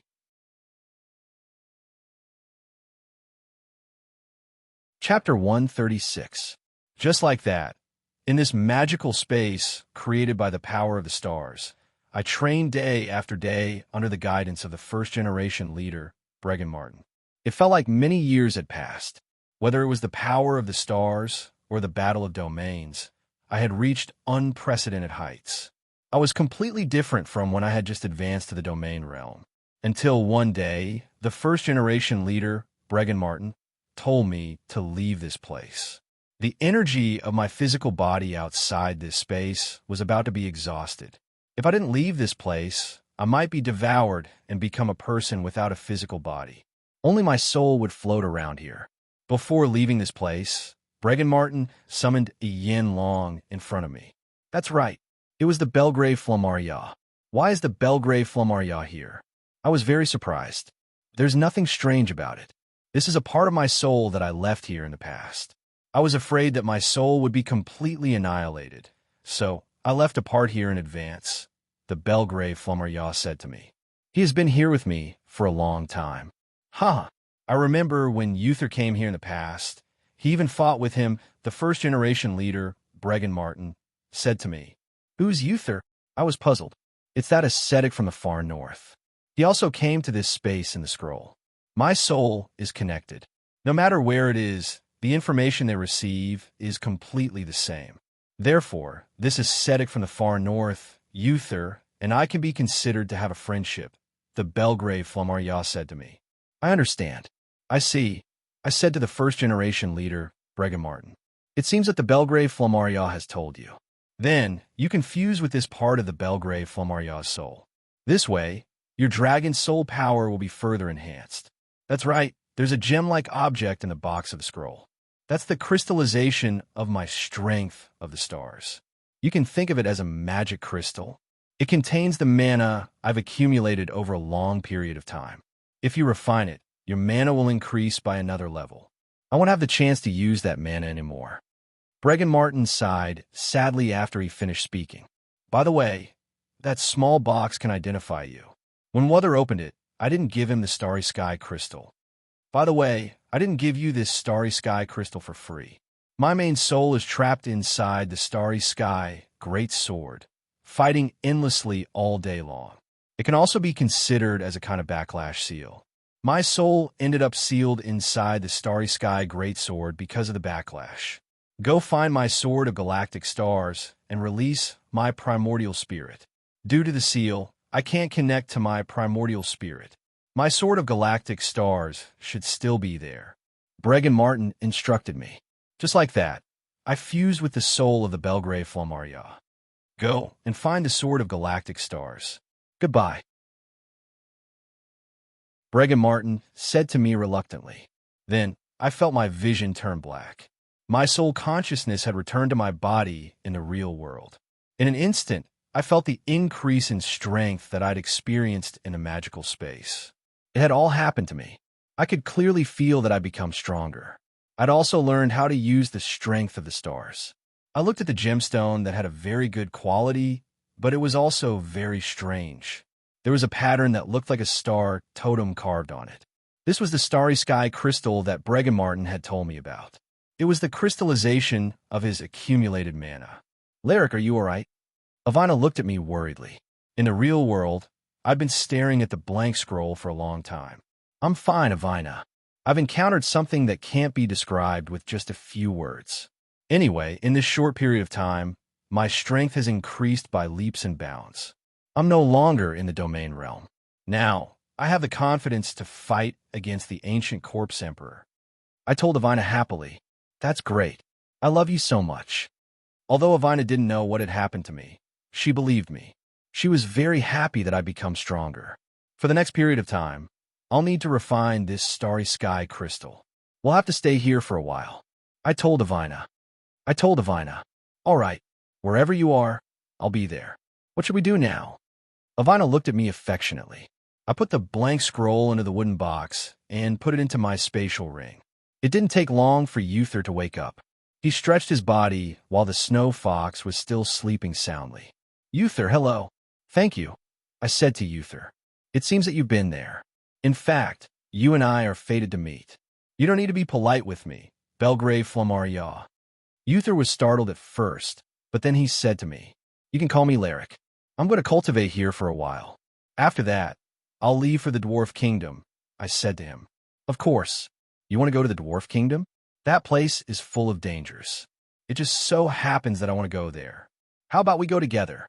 The golden-haired old man, Uther, was full of kindness and wisdom. He had no desires, but at the same time, he looked a little like an old urchin. "Of course, that's great. Avina, what do you think?" Of course, I had to ask Avina's opinion. With an ascetic accompanying us, our journey will be much safer. "That's naturally the best," Avina said with a smile. In this way, the three of us entered a state of cultivation for half a month in order to prepare for the trip to the Dwarf Kingdom. On this day, I stood on top of a mountain in my half-dragon form. My physical strength seemed to have increased. I held the sword of retribution in my right hand and poured the power of the stars into it. After refining the star crystals for such a long time, my magic power had increased by leaps and bounds. The cold wind whistled as I slashed at the rock opposite me. Before my body reached it, the sword energy had already reached it. With a crisp sound, the huge rock was neatly cut in half. "Flowers, I'll call you Disillusionment." It was all thanks to the first-generation leader, Bregan Martin. Now, my understanding of the domain realm had improved. This was a peak that countless people could never reach in their lifetime. It was all because I was the flame dragon Belgrave. To me, this was just the beginning. In the following days, I would write my legend. My name was Lyric Field. Perhaps many people would remember this name. Chapter 137. Half a month later, in the land of the Dwarf Kingdom, this place was covered with white snow all year round. In the territory of the Dwarf Kingdom, in an ancient giant tribe, a small ancient giant stretched out his hand to grab a dwarf that came to their tribe. The dwarf saw that things were not going well and quickly dodged. Although the dwarf was very small in stature, it also meant that his movements were nimble and quick. With a whoosh, he escaped from the small ancient giant's feet. The small ancient giant immediately began to chase the dwarf everywhere, just like an eagle catching a chick. However, every time it was just a hair's breadth away from catching the dwarf would dodge and escape. The small ancient giant was angry. He picked up his big club and began to chase everywhere, hoping to hit the dwarf. However, it was still a waste of energy. The dwarf's father saw this scene from the side and said helplessly, "Idiot, you can't even catch a dwarf. You still have a nerve to say that you are my child. Watch me." After that, he picked up the club and aimed at the dwarf who was running everywhere. He concentrated, and his eyes emitted a burst of cold light. When the dwarf saw that the big ancient giant wanted to mess with him, of course, he was not willing to be caught just like that. He ran even more happily and quickly looked for an escape route. Just when the dwarf wanted to run to a small path to escape and jump up, the ancient giant's father's mouth showed a faint smile. "Take this." As soon as the voice fell, the ancient giant's father threw the club in his hand with a whoosh and went straight to the dwarf who was still running everywhere. The dwarf was scared silly and fell to the ground. The huge club almost flew past his scalp and did not hurt his body. The dwarf was not hurt. The dwarf was so scared that he fell to the ground. Although he couldn't run, he still wanted to escape from here. The little giant's big hand grabbed his collar and lifted him up. He laughed and said, "Little thing, where are you going? Let me go. Let me go. Otherwise, I will not let you go. You damned primordial giants." The dwarf hooted. At this time, there was a call in the distance. This is the horn of the dwarf tribe, and it came from the direction just now. The ancient giant's father said to the small giant. At the same time, his face became serious. "Then, father, what should we do? It seems that we have to prepare for battle." The ancient giant's father said. The ancient giant's father knew that there were some things that could not be avoided today, so he simply tied up the dwarf that he had just caught. He let the little giant look after the dwarf, and he rushed into the woods in front of him alone. That was where the dwarf's horn sound came from. There were tall trees everywhere. It was a good place for sneak attacks and ambushes. The primordial giant was then surrounded by a large number of dwarves. These dwarves looked like guards. At the same time, there were two dwarves with long beards wearing gray robes. They should be the two dwarven chiefs. The ancient giant's father cautiously looked at the dwarves around him with a big club in his hand. "Damned shorty, I didn't attack you normally. Yet, you dare to come and attack us? Are you tired of living?" The ancient giant's father said furiously. The dwarf patriarch laughed out loud. "Who asked you to destroy our interests? How can we let you go? Moreover, you're ancient giants, selfish ancient giants."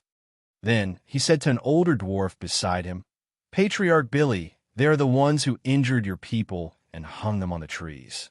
Today, we can't let them go." The dwarf patriarch Billy next to him was holding a magic staff in his hand.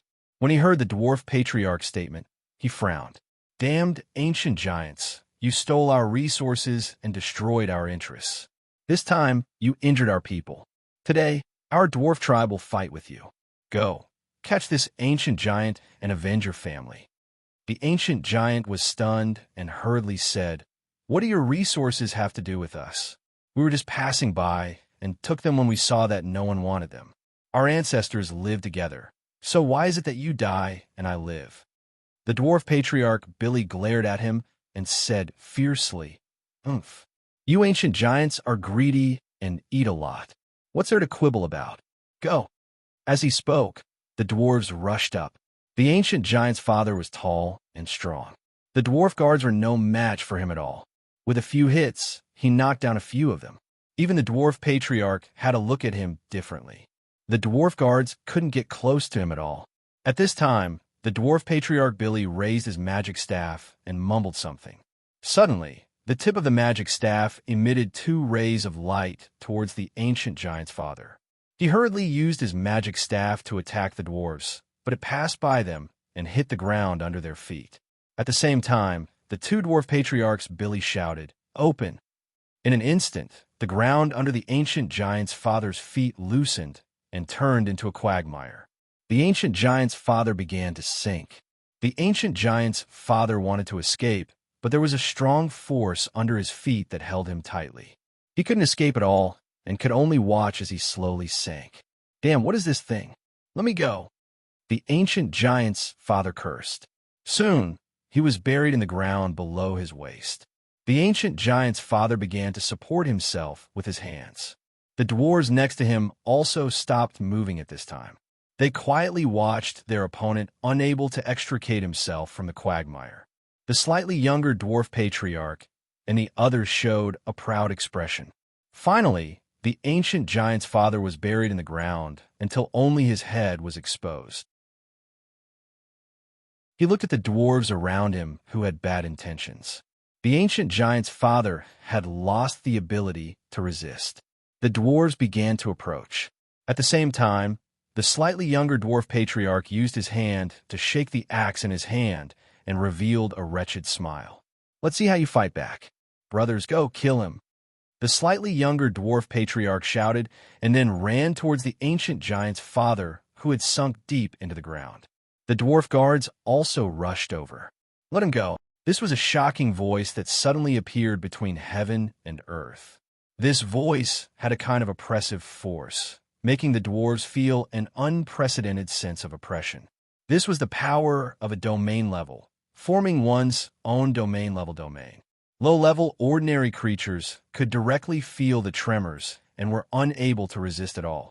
Now, I'm able to perfectly utilize this power. I'm stopping this meaningless slaughter. The ancient giants' numbers were already very small. Now, for some unknown reason, the dwarves and ancient giants who had fought side by side against the ancient holy Emperor Barasa in the past have now turned against each other. This is really inconceivable. I have to do something. At least I have to find out the reason.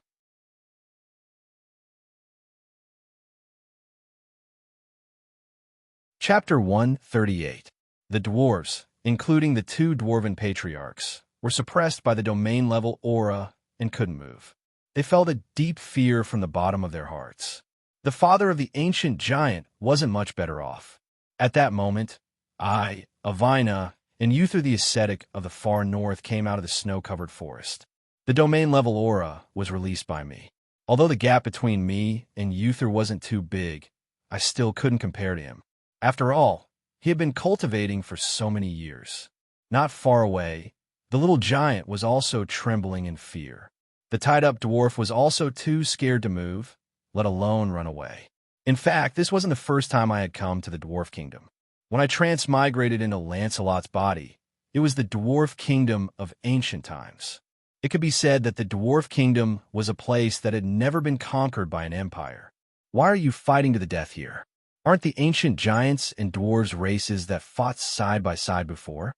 I knew that they were inseparable allies in the battle against Holy Emperor Barassa. It seemed that the dwarf kingdom had changed a lot in the past few hundred years. My lord, these evil ancient giants often come to our village to steal food because they are tall and strong. We are mountaintop dwarfs, so we can't live underground. When these ancient giants invade us and we can't bear it anymore, we take the initiative to attack them. The dwarf patriarch, Billy, explained to me while trembling. Nonsense. Nonsense. My lord, you can't listen to the lies of these cunning dwarves. They are obviously after my child. They want to take him back, torture him, and transform him into a member of their so-called Bulsh***T ancient giant army. The ancient giant father, who was still half buried in the ground, retorted angrily. They were all using the common language of the continent, which was the Durman language. After all, this was the only way for everyone to communicate. They often used the dwarven language to communicate with each other. Most of the ancient giants knew how to speak the dwarven language. For a time, it was a stalemate. Both sides had their own reasons. I didn't intend to help either side, but I couldn't just watch them kill each other. I asked the dwarves to get the ancient giant out of the ground. At the same time, I asked the ancient giant to release the captured dwarf. I said to the ancient giant, "Take your child and leave here. Don't disturb the dwarf again." The ancient giant managed to escape from death, and with my strength, he naturally brought his child and left this place with gratitude. I also said to the dwarves, "I want to see their king." However, they said that they were dwarves living in Furnace Castle. They only knew their lord and didn't know where their king was. The three of us had no choice but to let them take us to see their king. These dwarves had seen my strength, so they could only obediently take us to their lord, not daring to play any tricks. After dealing with this matter, I asked the dwarf patriarch Billy and the others to take me to see their lord. I want to see their dwarf king. I have some things I want to know from him. The dwarves as is his heart. SSSSSSS. Of S's, looks like I had no choice but to show them my hand. I just stood there and released my domain's might. I didn't even need to do anything, but the dwarves didn't dare to take a step forward. The king on the mountain saw all of this. He knew that I wasn't an ordinary person. My strength was too terrifying. On the mountain, he rode a white bear and swooped down towards us. This person was holding a one-handed hammer and a shield. He was riding a white bear. He was one of the three great dwarven lords, Lord Dorum Irondrill. His family's coat of arms and flag was a hammer that emitted sparks. When the dwarves saw the noble lord personally leading the dwarven army, they felt a bit more confident. I didn't expect that the person who came was Lord Dorum. His full name was Dorum Irondrill. In our Demon Hunter's Blade, there was also a dwarf uncle whose surname was Irondrill. His name was Ram Irondrill. Ram Irondrill was Lord Dorum's younger brother. My lord, I am Dorum Irondrill. I am a lord of Forge Castle. These people are the dwarves of my subordinate villages. I hope that my lord can let them go. Lord Dorum said to me. They didn't have any problems. I just asked them to take us to the person in charge. Now that you're here, they're free. My name is Larrickford. I want to see your dwarf king, I said to Lord Dorum. This Lord Larrick, with your strength, you are definitely qualified to meet with our dwarf king. However, I only wish to know the purpose of your visit. I wonder if it is possible. Lord Dorum hesitates.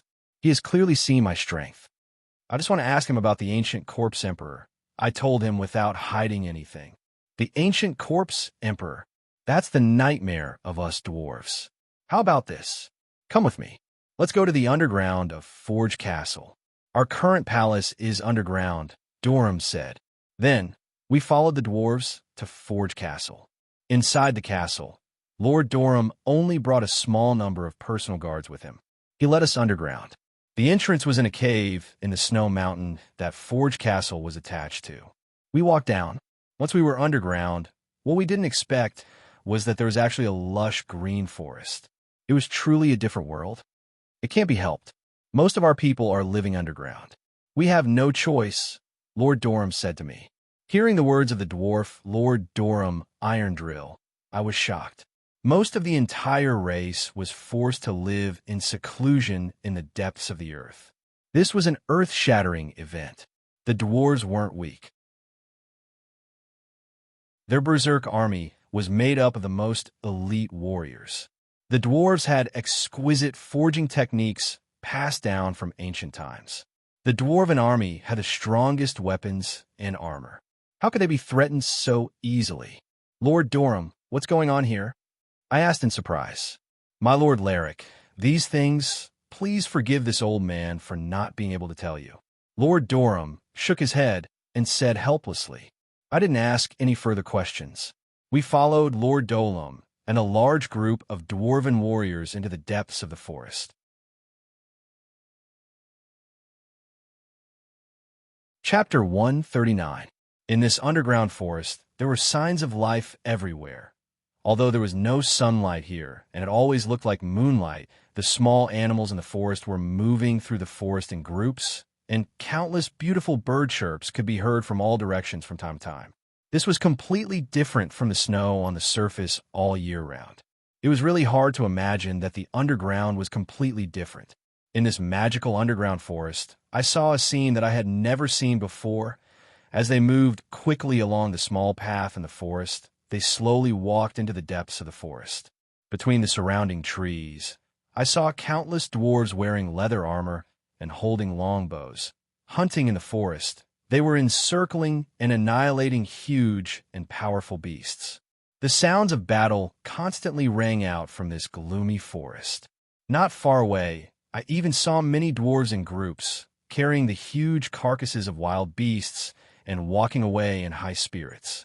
There are more and more beasts in this forest, affecting the survival of other animals. Our warriors will regularly clean up to ensure the prosperity of this forest, Lord Durham explained with a smile. Oh, so that's how it is. I understood that these dwarves also understood the importance of ecological balance. However, looking at the hunting scene not far away, I still had some doubts. These dwarves seemed to be using the hunting activity to constantly train their warrior abilities. There must be some secret behind this group of dwarves. The countless equipment and weapons piled up in the cave still left a deep impression on me. I had only passed by a row of warehouses in the depths of the underground, and I had already seen so many war tools. You have to know that in this huge underground world, the dwarves' warehouses were not only the ones I saw. These dwarves, what exactly do they want to do? With doubts in my heart, I planned to first take a look at the place where these dwarves lived and then think of a way to figure out some hidden things. Anyway, it was not easy to come here, so I must figure out everything properly. The few of us followed the dwarves in the group, and as we moved forward, we curiously observed the surrounding environment.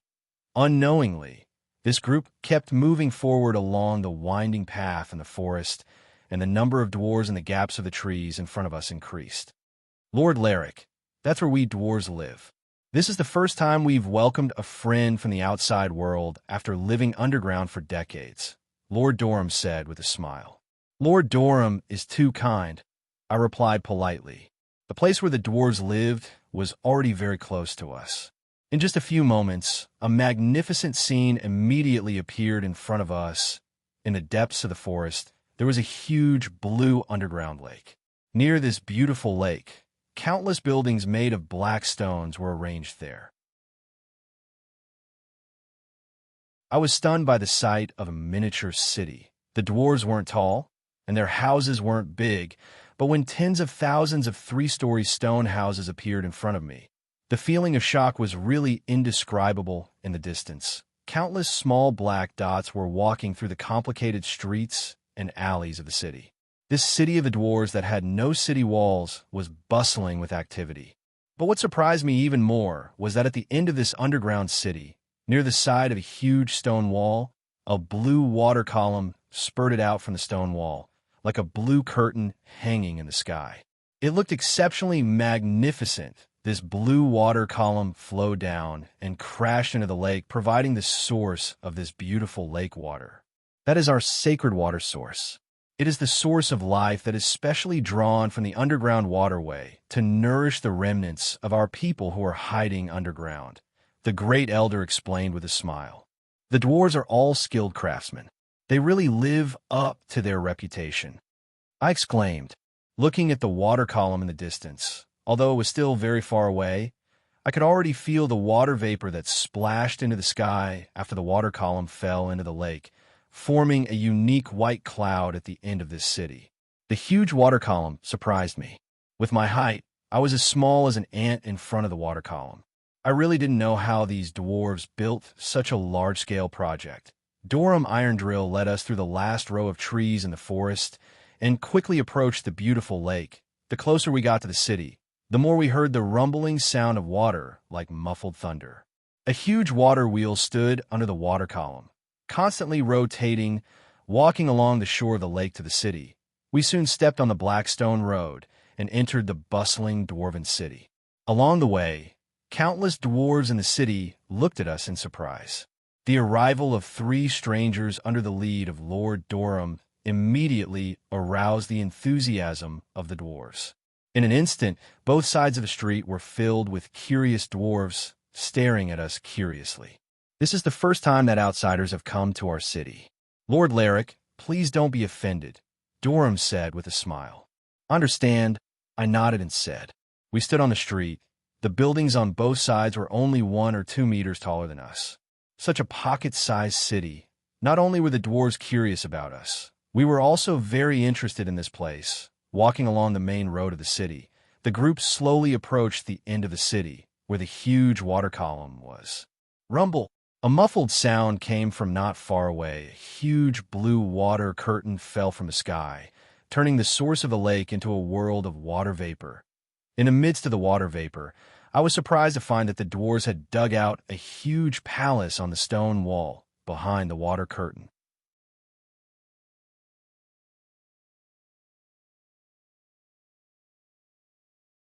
Chapter 140. When we arrived at the Dwarven Palace, we saw the exquisite craftsmanship of the Dwarven craftsmen. The imposing and magnificent buildings and the lifelike Dwarven statues all spoke of the ancient civilization of the Dwarven race. The Dwarven guards were wearing cold iron armor made by the Dwarven armor masters. They generally used giant axes or double-edged axes in their hands. These guards were very strong and had thick beards. They didn't look like people to be trifled with. It was no wonder that the powerful Holy Emperor Barassa couldn't conquer the Dwarven army. Avina, Uther, and I were led by the Lord of Furnace Fort, Dolam Iron Drill, through the Dwarven underground city. After a period of trekking, we finally arrived at the Dwarven Palace. On the way, we learned that the Dwarven dwarves were the Dwarven dwarves. The dwarves of today were divided into the mountain dwarves and the underground dwarves. The mountain dwarves refer to the dwarves who lived outside the surface, such as the dwarf patriarch Billy. The underground dwarves were the majority of the dwarven race. Their ancestors had moved from the surface to the underground dwarves a long time ago. They generally didn't like to go to the surface. And the underground dwarves had warm forests, underground rivers, all kinds of strange creatures, ores, and treasures. On the surface, there was only cold wind, scarce food, a snow-covered world, and countless dangers. However, the dwarves were a stubborn race. Some of them weren't willing to give up their previous homeland. They just wanted to stay on the surface. But now, there were only 3 places in the Dwarven Kingdom where the dwarves gathered. In addition to the Furnace Fort, there was also the Warsong Fort of the Warsong clan and the Dwarven Royal City in Ryla. However, most of the parts above ground in these places were dilapidated. Most of the wealth of the dwarves had been transferred to the underground of the Tamil Plateau. Only the underground cities were the most prosperous. The 3 dwarven gathering areas were built on the mountain. The distance between them wasn't too far. At the same time, the underground cities connected them together, forming a huge project of attack and defense. It could be said that unless one's brain was damaged, no one would want to attack and conquer the Dwarven Kingdom. Just like these stubborn dwarves, the Dwarven defense system would be a nightmare for any conqueror. I want to defeat the ancient Corpse Emperor, the former Holy Emperor Adhol, because he has the demon god Adhol's demonic treasure. I know that the ancestors of the dwarves fought with Holy Emperor Barassa, and that Holy Emperor Barassa was buried in the Dwarf Kingdom after his death. So, I still have to ask the descendants of the dwarves about the ancient undead emperor. Perhaps I'll be able to obtain the information I want. When the Dwarven guards saw Dorum Irondrill, they gave him a standard Dwarven salute. In front of the entrance of this incomparably grand palace, I even saw the copper puppets that I had seen when I transmigrated to Lancelot's body. These copper puppets were made of brass and perfectly fused steam, magic, and engineering together. These gigantic copper puppets used tone magic to guide the steam and provide power. This could be considered a unique creation on the continent, and after so many years, these guys could still operate perfectly. This in itself was a miracle. In fact, many of the magic crystal cannons and airships used by the Empire were actually the dwarves' masterpieces. It was only later that the mages of the Magic Sanctuary also referred to the dwarves' designs and created some similar magic crystal cannons and airships. Now, Gravel and the others had also plundered some back in the Battle of Primordium Port. I really didn't know what would happen in the future. Perhaps this was only the beginning of a revolution. In fact, our Demon Hunter's Blade's uncle, Dorum Irondrill, had also brought some dwarven technology to our mercenary group. For example, Kevin had participated in the design and improvement of the dwarven firearms, as well as the demon hunting crossbow and many other dwarven technologies. Although the dwarven technology was sufficiently advanced, it was a pity that many of them had already been lost, which was a pity. I couldn't help but admire such a developed and splendid civilization from the bottom of my heart. Finally, under the lead of Dorum Irondrill, we entered the huge stone door of the meeting hall. This was a very tall hall, which was dazzling with gold and jade. As soon as we entered the door, a warm aura hit us in the face. A dwarven throne made of gold came into view. In front of us was the son of the famous dwarven king Cedric Wildhammer, the guardian of Anrila, the leader of the Wildhammer clan, the born of wyverns, the ruler of the entire dwarven kingdom, the dwarven king Gino Wildhammer. Damn, such a long list of titles. What kind of bored person would give himself so many titles? After listening to Lord Dorum's introduction, I had a whole new level of respect for the Dwarf King. Of course, it wasn't a good thing. Respected Dwarf King Cedric Wildhammer's son, guardian of Anrila, patriarch of the Wildhammer clan, born of wyverns, ruler of the Dwarven Kingdom, Dwarf King Gino Wildhammer, Your Majesty, my name is Larrick Field. I have some things that I would like to ask you for advice. I deliberately said this, but it was also a form of respect for the Dwarf King. On the side, Avina couldn't help but snicker. The snow fox on Uther's shoulder also blinked her big bright eyes, looking pensive. Hearing me address him as such, Dwarf King Gino Wildhammer was very happy. He was also very satisfied with my performance. This was a good start. As long as he was happy, the following matters would be easier to handle. This is an absolute powerhouse that I met on the surface. He wants to ask about the ancient Corpse Emperor, so I brought him to see you, Your Majesty. At this time, Dorum also introduced me to the Dwarf King. Since he is here to ask about the ancient Corpse Emperor, he may be of help to us. Bring him up, Lord Dorum. Behind the two huge flags of the Dwarf Kingdom, a beautiful female dwarf walked out. On the two huge flags of the Dwarf Kingdom, there was an incomparably huge winged wyvern. This wyvern was different from the wyverns that we knew of on the continent. This wyvern looked a little like a sea snake. At this time, I noticed the female dwarf who walked out from behind the flags. She was wearing luxurious dwarven clothes. The material of the clothes was very strange, but it gave off a very noble feeling. She wore a decorative circlet on her head, which was inlaid with a blue gem. Her figure wasn't like the legendary dwarf women who were all wine barrels. Her body proportions were also very perfect. She looked like a beautiful woman, but her height was still the same as most dwarves.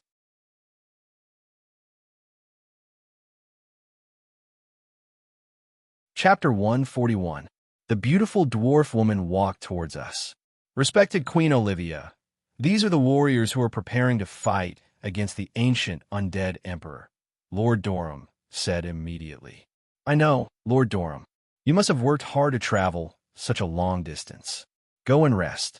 Stay here for the night. We will hold a banquet here tonight to entertain these warriors who have come from afar. I want to know how I became a warrior to fight against the ancient undead emperor. Also, why do we need to entertain them? I really don't know what kind of medicine these dwarves are selling in their gourds. Forget it. It doesn't matter. Since we are here, we might as well take things as they come. Anyway, I am confident that no one in the Dwarven Kingdom can hurt the three of us. I glanced at Uther and Avina. Seeing that they didn't strongly object, I agreed. Lord Durham, and we were led out of the palace by the Dwarven guards. We were taken to an empty stone room outside. It was like a room in an inn, but more luxurious. Avina and I shared a room. Uther had a room, and Lord Durham had a room. We were told that someone would invite us to the banquet in the palace later. We were told to rest here first. After we left, in the palace's main hall. Olivia, do you have any good suggestions? Dwarf King Gino Wildhammer looked at his queen. Your Majesty, do you really think these people have the strength to fight against the ancient undead emperor? Queen Olivia smiled at Dwarf King Gino Wildhammer. Perhaps, but it is also possible that they are just swindlers. Alas, after so many years, we have developed the underground into a new kingdom. There is clean underground water, dense forests, abundant resources, and of course, warm air. However, our home is still above ground. The statue of the previous king is still guarding us in front of the main hall of Enrila. Although we like this place, we cannot forget the ancient undead emperor who forced us to curl up here. Gino Wildhammer became agitated. I know, Your Majesty. This has always been your nightmare. How many times have you woken up from your dreams because of this? But, Sai, you have also seen the horror of the ancient undead emperor and that army of death covering the sky and covering the earth. How many dwarven warriors have their blood stained the white snow? Queen Olivia became depressed. Alas, that's right. That ancient corpse emperor is really too powerful. My father, as well as my two elder brothers, were all sacrificed in that war. Otherwise, I wouldn't have been able to become the patriarch of the Wildhammer clan and the king of the Dwarf Kingdom. From the bottom of my heart, I still hope that these few people can help us eliminate the ancient corpse emperor. After all, Durham wouldn't just bring anyone to us. Suddenly, Gino Wildhammer's eyes lit up. Very well, Your Majesty. Let's observe the three humans during the banquet. After all, humans aren't very reliable. Let's treat them warmly first, so that when we need their help in the future, I hope they won't refuse. Queen Olivia said thoughtfully. At this moment, Avina and I were in the room where the dwarves entertained us. In the room, there were some fruits and snacks that the dwarf produced here on the round table. I recognized some of these fruits and snacks, such as dragon fruit, the favorite of the dwarves.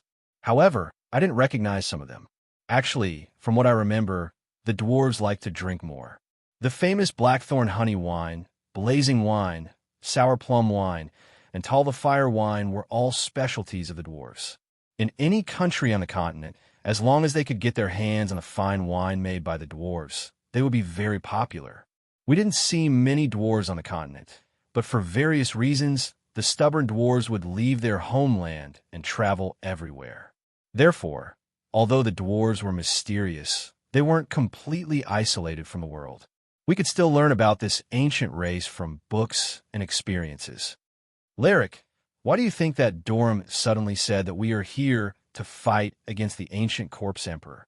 Although we do intend to go to the ancient corpse emperor and take back Athol's magic equipment. Avina looked at me. I guess he didn't want to say it directly. I'm just here to use their supreme king as a living dictionary or a book about the ancient corpse emperor. After all, the other party's identity is there. Although in my eyes, I don't care at all. Forget it, they said that they want to take us with them, so we can't say anything. However, I feel that Queen Olivia is a little different. Anyway, we can indeed say that we are here to fight against the ancient corpse emperor. We will take one step at a time. If they say that they want to give us some rewards, wouldn't that be a good thing? I said to Avina with a smile. In this way, Avina and I talked for a long time. At this time, an old dwarf came and said that he invited us to the king's banquet on behalf of the king. The few of us, along with Lord Durham, went to the banquet hall in the palace to participate in the dwarf king's banquet. As soon as we entered the magnificent door, there was a dazzling array of food. A huge long table was in the middle of the hall, and there were countless dishes on the table. Seeing that we had arrived, the king and queen smiled at us and told us to take a seat. Lord Durham sat near the king and queen. Next to him was Uther. Avina and I sat on the opposite side. In this way, the king and queen sat in the middle, and the four of us sat on both sides. Everyone, you have come from far. Today, we don't have any good food to show. I hope you don't mind. The beautiful Queen Olivia said to us. She was gentle and elegant, not at all like the traditional rough dwarves in my impression. The banquet began, and I didn't hesitate to eat heartily. At this time, the king wanted to say something. The door of the banquet hall was pushed open by the dwarf guards, and a dwarf warrior covered in blood rushed in. Your Majesty, bad news. Something big has happened. The dwarf warrior didn't care about anything else and rushed to King Gino Wildhammer. The guards beside him wanted to stop him, but the king gestured for him to come over. What happened? Speak slowly. The Warsong Fortress is surrounded by an army of ghouls. The two lords are fighting with their lives on the line. They sent me here to ask for reinforcements. This is a letter from the Lord, the dwarf warrior said in one breath. Gino Wildhammer took the bloody letter and ordered someone to bring the dwarf warrior to the Warsong Fortress for treatment, and then let him rest. He opened the letter sealed with wax by the Jean Gou family and started reading it. His brows furrowed.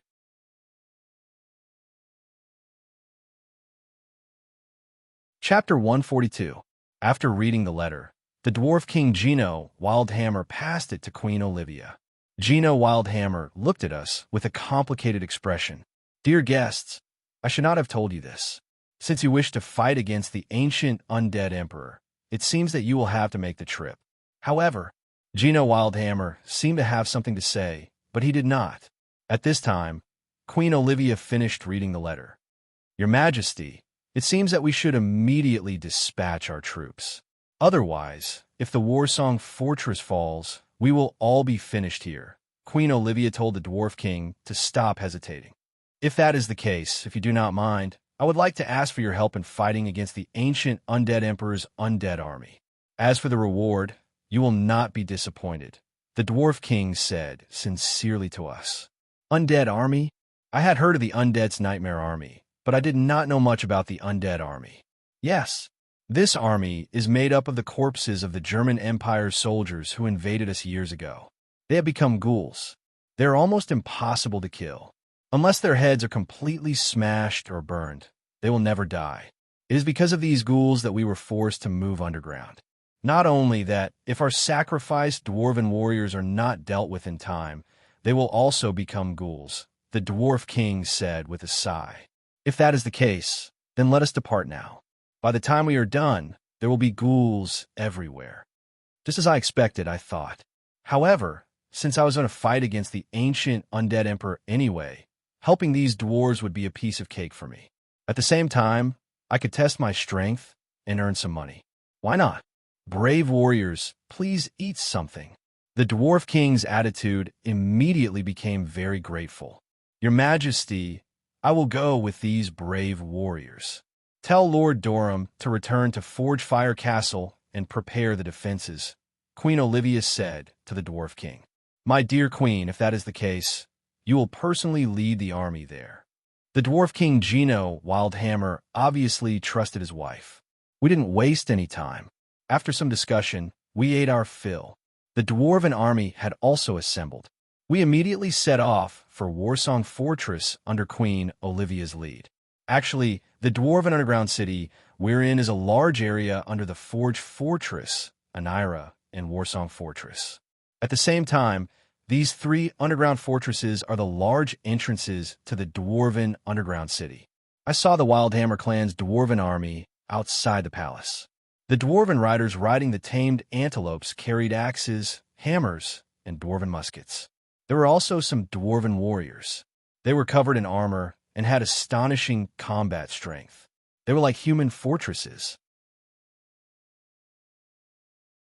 Of course, there were also dwarf copper puppets, but there were very few of them, and they were all placed on trailers, so they could only be transported.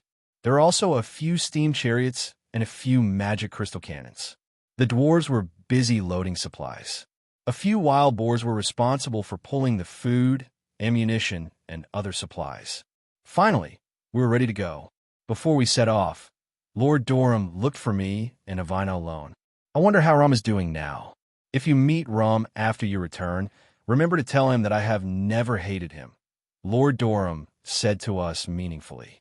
Farewell, Dwarf King and Lord Durham. Under Olivia's lead, we passed through the dwarven underground city and headed to Warsong Fortress. Along the way, we sat in a carriage pulled by a huge wild boar. Actually, it would have been faster if we had just flown over, but there was no need for me to rush. Looking at the dwarven underground city's huge construction and buildings, I admired the dwarves. What surprised me the most was the sky above the dwarven underground city. Underground caverns were usually pitch black, but this huge dwarven underground city was not like that. It was as bright as the starry sky. Although it was not as bright as the sun outside, it was still unique. According to the Dwarf Queen, there were countless rare ores and cracks in the sky, which allowed sunlight to penetrate and refract. So, under this starry sky, we went with the dwarven Wildhammer clan's army to the Warsong Fortress in the south to support them. After an unknown amount of time, we seemed to have reached our destination. The dwarven army stopped. There were countless dwarven refugees and wounded in front of us, as well as the Warsong clan's dwarven warriors. Queen Olivia personally came forward to inspect the situation. She was different from when we first met. She was fully armed. She wore exquisite dwarven leather armor, with two short dwarven muskets hanging from her waist. She also wore a cloak made of unknown fur. These dwarves were not too clear about the situation above. They only knew that the ghoul army was huge and aggressive. Many of their villages had been massacred. Looking at the low morale of the dwarves, Queen Olivia ordered the army to continue forward. They would go through the entrance and join the Warsong clan's defense. We arrived at a huge stone gate that was emitting a dazzling light. Below the stone gate was the hill we had just passed. This was the entrance to the Warsong Fortress that connected the surface and the underground. When they saw the Warsong clan's dwarven guards, they bowed to Queen Olivia of the Dwarven Kingdom. At the same time, when they saw the reinforcements, they seemed to cheer up. They were ordered to open the gate.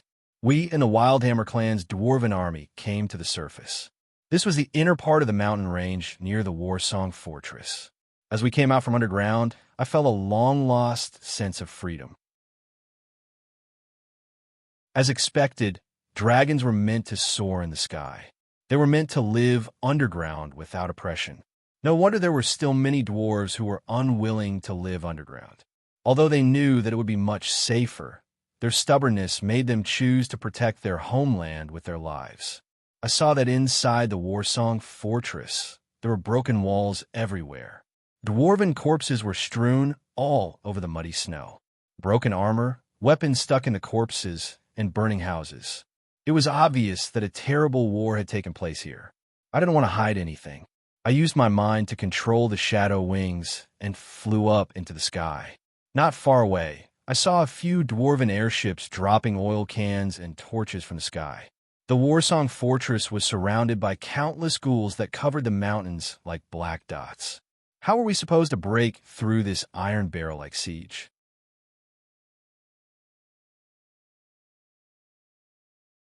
Chapter 143. Seeing me standing in the sky like a god, the dwarves below, including Queen Olivia, were all shocked. Avina saw the dwarves' shocked expressions and couldn't help but find it a little funny. Queen Olivia knew that I must be very powerful to be brought to meet them by Dolam Iron Drill, but she didn't expect my strength to be completely beyond their imagination. It seemed that this battle was still going to be fought. I saw that the dwarven airships were still throwing kerosene at the corpse-tide army, but it had little effect. These dwarven airships had a serious flaw, and that was that the airship's energy consumption was astonishing. It couldn't last for too long, and it was difficult to resupply. On top of that, it was slow and couldn't fly too high. It was easy to become a live target for long-range ground troops. This undead army was made up of ghouls. They also had long-range troops, such as the ghouls who had turned into ghouls that used to be the Empire's archers and liches. These liches were different from ordinary ghouls. They were a higher-level existence, and they could use magic that contained death magic. Therefore, the liches on the ground besieging the fortress and the ghouls shooting arrows fired at the dwarven airships, causing the few remaining airships to crash and fall outside the fortress. I was thinking of a solution when several loud sounds rang out from the walls and towers of the fortress. The huge caliber magic crystal cannons bombarded the ghouls outside the fortress with destructive magic. Queen Olivia also quickly ordered people to put the magic crystal cannons and bronze puppets into battle positions. She and her people also quickly joined the battle. For a time, various magic spells smashed into the ghouls, creating flowers of corpses. However, these ghouls didn't know fear and only used their numbers to overwhelm this lonely fortress. It was time for me to take action. Avina, Uther, and I planned to join in this carnival of ghouls hunting. I hadn't faced a real enemy in a long time. This time, I wanted to kill to my heart's content. I didn't even need to fully dragonize. I was only half dragonized because this was more than enough to deal with these ghouls. Spiky dragon scales appeared on my body as I flew into the air. I descended from the sky and flew into the corpse ghouls. I used Yinlong's fist, and the blazing flames of Yinlong wrapped around my half-dragon fist. Wherever it went, the corpse ghouls were annihilated. Avina rode on the summoned elf Ronwhip. She held the snowdrift bow in her hand and shot out icy blue arrows that froze the ghouls and turned them into fine powder. Some necromancers and ghoul archers tried to attack Avina, but her elf Ronwhip cleverly carried her to avoid them. As for Uther the ascetic, he asked Queen Olivia to take care of the snow fox that accompanied him. He then took out a silver spear from one of his luggage. This was the Spear of Starry Sky, the weapon that he always carried with him. Like a shooting star, he rushed to the top of the fortress wall and jumped off the wall. There was a flash of starry light, and the ground below was already filled with chunks of corpses. Countless corpse ghouls rushed toward me and Uther, surrounding us. However, for domain masters like us, this was nothing. In an instant, the corpse ghouls were cut into 8 pieces, and they let out mournful wails. Heavens, who are these people? A guy who can fly and transform into a half-dragon, a woman who can ride a dragon and fight, and a man who can move as fast as lightning with a spear. It's so scary. Queen Olivia looked at the sleeping snow fox in her arms and fell into deep thought. It seemed that she didn't need to do anything. These corpse ghouls were the ones who were pitiful. Outside the Warsong fortress, there was a scorched earth.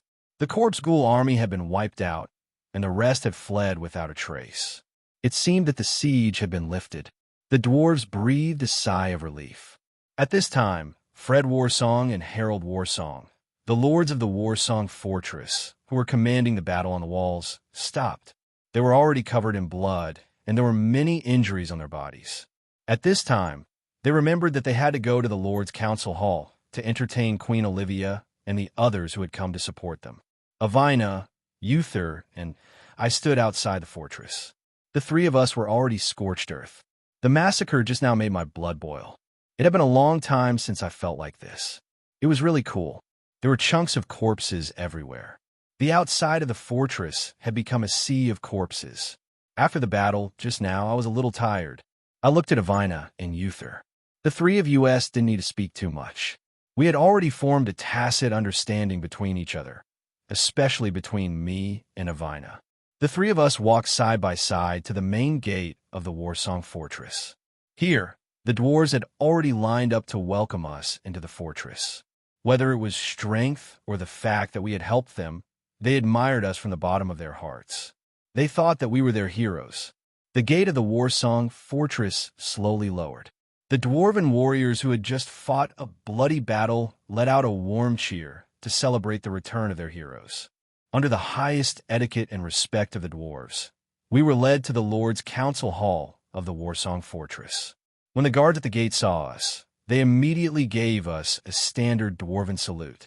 As soon as we entered the warm and bright Lord's Council Hall, the flags here came into view.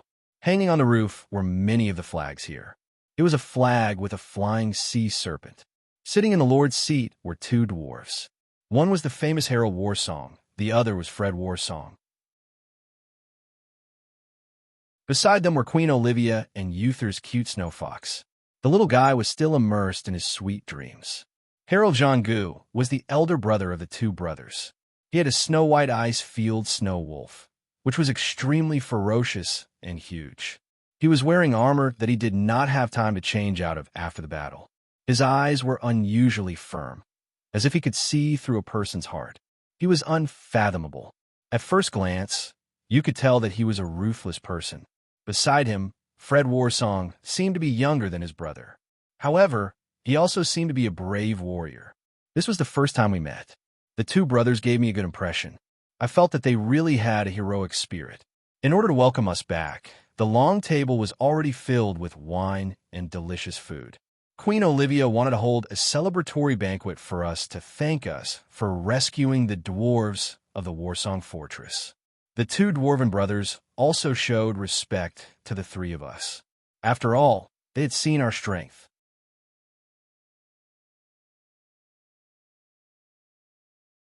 Chapter 144. During the banquet, a few dwarven bards played their beloved lute. The gentle and melodious singing, accompanied by candlelight and a hearth, made me feel as if a lifetime had passed. It was as if the previous battle with the ghouls had never happened. The snowflakes of the northern frontier dance in the sky. The ancient ghoul emperor has returned. The indestructible fortress is guarded by you and me. The overwhelming tide of ghouls has shattered everything. Born as warriors of the dwarven kingdom, we will not be exiled dogs. In times of danger, hope is slim. The great god of forging, Tarim, shines under his glory. Three heroes have appeared out of nowhere. The flame of hope has been reignited. The fire of the dwarves' hearth will never be extinguished. The dwarven war song will never end. The dragon's descendant stands proudly in the sky, overlooking the entire fortress. The raging fire has turned the ghouls into scorched earth. The goddess of war riding a dragon, the heroes who are like cold meteors. Today's wine and songs are dedicated to you. We will always look forward to your return. The people of the dwarves will always welcome you with open doors. Queen Olivia was the first to raise her glass. She looked at us with a smile. This toast is to the heroes. The dwarves will never forget this friendship. Queen Olivia said to us. At the same time, the two brothers, Harold and Fred, also raised their glasses to thank us for saving the Warsong Fortress from the ghoul army. The three of us also raised our glasses happily. To be honest, the wine of the dwarves was the best wine I had ever tasted in the entire Hadalado continent. Putting down our glasses, we began to enjoy the delicacies of the dwarves while chatting with each other. This time, we want to find the ancient ghoul emperor. Do you have any information that you can provide us? I asked Queen Olivia and the two lords directly. This hero, our dwarven kingdom, has three major fortresses. Currently, there are three major bastion cities on the surface. They are the former royal city of Anrila, the Furnace Fortress, and our Warsong Fortress. Beneath these three major cities is the huge underground city where most of the dwarves of our dwarf kingdom gather. As you know, most of our dwarf kingdom is on the Tamil Plateau. It's extremely cold here, and there are all kinds of rare beasts. The western part of the Tamil Plateau is a forbidden area for dwarves. Even if the three of you are strong, I would advise the three of you not to go there. There is an incomparably huge circular lake called Ice Mirror Lake. To the west of the lake is the Tamil Plateau's #1 mountain peak, Raging Edge Mountain. No one dares to set foot there, Fred Warsinger has said to us while gnawing on half of a roasted pig leg. Yes, heroes, that place is a forbidden area for us dwarves. No one can get out of there alive. We only know a little about it from ancient books. As for the ancient corpse emperor you're looking for, I'm sure he's not there either. As for where he is, based on the direction of the ghouls' attacks, we believe that they're most likely from the east of the Warsong Fortress. As for the exact location, we can't do anything about it. Harold Warsong put down his glass and said to us, "Heroes, we dwarves will do our best to assist you in this matter. How about this? I've decided to personally lead a team of elite dwarven warriors and go with you to find the ancient corpse emperor. After all, we are more familiar with the dwarf kingdom. We can be your guide," Queen Olivia said. "How can that be? You are the queen of the dwarf kingdom. The journey will be dangerous. It's better for us to go alone," I said hurriedly. Uther also agreed. "What's wrong, benefactors? Are you looking down on me? Or do you think I will cause trouble for you?" Queen Olivia said to us, "Let me join as well. Now that the crisis of the Warsong Fortress has been resolved, we should take the initiative to attack. I want to join the team to hunt down the ancient corpse emperor." Fred Warsong looked at his brother. "All right, I agree to let you join. However, everything depends on the opinions of the heroes," Harold Warsong said. He had the temperament of a leader. "In that case, we will lead a small number of elites and set off tomorrow morning to find the ancient corpse emperor's lair. How about that?" I could only agree. After all, they were more familiar with the dwarf kingdom. I could only say that I would have to take care of the battle. I couldn't let Queen Olivia get hurt. Otherwise, it would be difficult to explain. Then it's decided. Heroes, rest well tonight. I will ask my men to prepare," Queen Olivia said happily. Just like that, the banquet ended. We returned to the Warsong Fortress and stayed in the rooms that Lord Harold had arranged for us. "Lyric, are we really going to bring Queen Olivia and Fred with us?" Ivana looked at me and asked. "Forget it. They're dwarves after all. It's not bad to be a guide. Seeing how confident they are, they should be able to protect themselves. After all, we can't reject their enthusiasm," I said.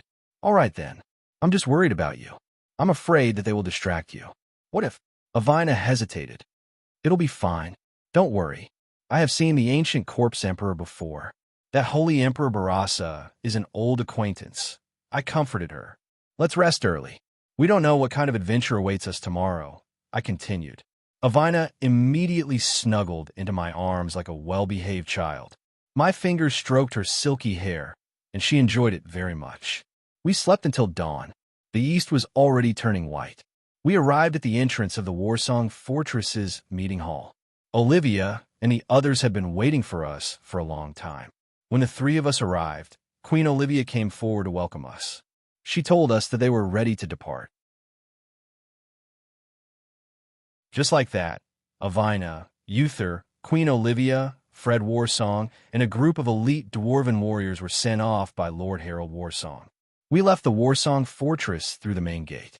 We were going to the east of the Warsong Fortress to search for the ancient corpse emperor's lair there. It was snowing heavily at this time. Ivana and I had changed into the thick fur clothes we wore earlier this morning. Even so, there were still a lot of snowflakes on our fur clothes. Some of them had even turned into ice. Uther and his snow fox walked side by side. The snow fox was still agile, even in the thick snow. Uther's white linen clothes were really resistant to the cold. Outside the fortress, there was still a large area of scorched earth. Although there was no stench of corpses, it was still nauseating. Queen Olivia and Fred Warsong walked side by side. Fred had changed into a new set of armor and carried a double-edged axe on his back. Behind them was a small group of elite dwarven warriors.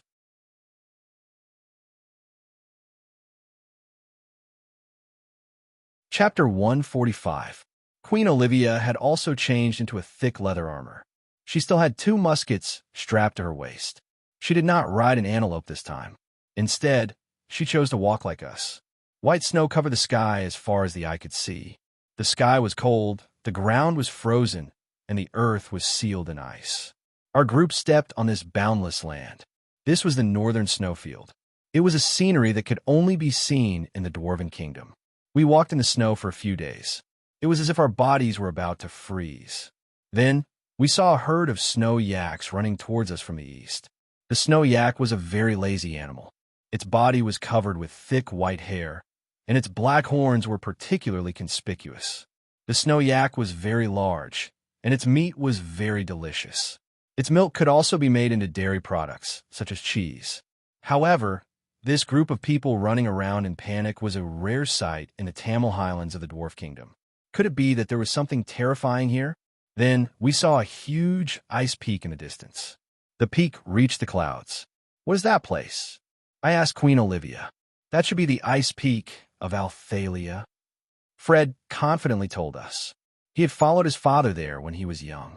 It was indeed a huge ice peak. When we stood at the foot of the ice peak, we could feel the vastness of the ice peak.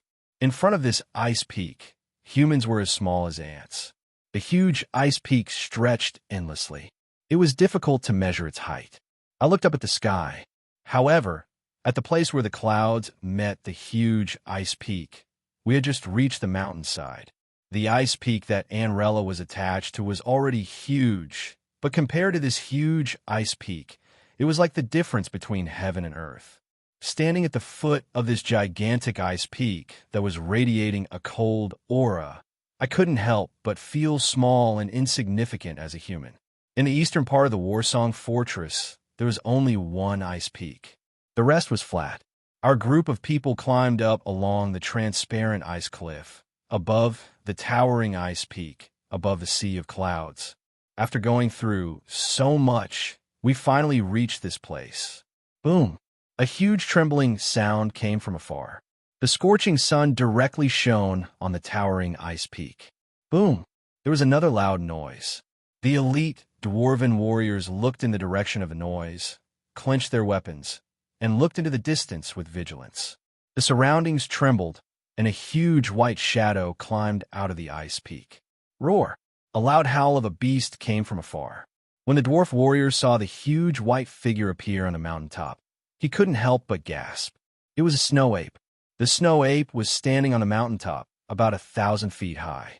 It was pounding its chest with its two hairy and thick fists, causing loud thumps to reverberate in the surroundings. Roar! The ferocious-looking yetis roared, its voice like thunder as it charged towards us. That momentum was truly astonishing. Even the strong-willed dwarven warriors were shocked when they saw such a huge and ferocious-looking beast. Look! A dwarven warrior shouted and pointed to the snow ape. The ferocious face of the snow ape revealed a horrified expression. Then, its thick legs suddenly exerted force, and it turned into a white dot in the sky. Then, it landed heavily, and the ground caved in deeply. Cracks spread out in all directions, and in the midst of the popping sound, snowflakes rose from the snow ape's feet. The snow ape immediately thought that we were hostile. It opened its claws and revealed long fangs in its mouth. It looked at us fiercely. The panic just now didn't seem to exist. At this time, Uther's little snow fox was trembling in fear, but I didn't want to kill the snow ape. There might be something that made it run out. Seeing that we didn't mean to hurt it, the snow ape didn't think much and jumped to the west. What was it? I couldn't help but want to know what was on the ice peak of Althalia. There was no time for us to think about it. We saw many white shadows moving towards us on the ice peak, but their speed was obviously much slower. What the hell is this? Fred took down his double-edged axe and was ready for battle. The others were also ready for battle. As soon as Fred's voice fell, an icy blue claw emerged from the ground. A monster made of ice crawled out of the ground. The surrounding temperature dropped a lot because of the appearance of this monster. This ice-blue monster looked extremely ferocious, and its entire body was covered with razor-sharp ice blades. Not good. This is an ice crawler. Its body is completely made of the ice element. They don't have a crystal core like elemental creatures. It can be said that they don't have a fatal weakness. The only way to kill them is to break them into pieces, Queen Olivia reminded us. I looked at these ice crawlers. I smelled a murderous aura from this ice monster. This was a monster that lived to kill. No, not just one, but an entire group. At this moment, the white dots in the distance were still approaching us. Why were we constantly surrounded by waves of monsters today? We didn't know what these white dots in the distance were, but these ice crawlers were very troublesome to deal with. I immediately used Yanlong's roar. It contained the power of a domain. Uther also released his domain at almost the same time. But to our surprise, these ice crawlers were not afraid of it. They were actually immune to domain-level pressure. How terrifying! These ice crawlers were like corpses. They began to attack us soullessly. Since that was the case, we could only fight them head-on. But what we didn't expect was that these ice crawlers could also breathe. It was a kind of ice breath. One of the dwarven warriors was careless and didn't have time to dodge. He also didn't expect the ice crawlers to use such a terrifying magic. Starting from his feet, the dwarven warrior slowly condensed into an ice sculpture at a speed visible to the naked eye. His shock and fear before his death were wrapped up in the solid ice of the ice crawler's breath. I immediately transformed into my half-dragon form. Uther also took out his spear of stars. Avina also decisively used her snowfall bow. Queen Olivia and Fred also joined the battle. For a time, everyone was fighting against the increasing number of ice crawlers. Although our side is made up of elites, there are still quite a few people who have been frozen into ice by the ice crawlers. This can't go on. We have to think of a way.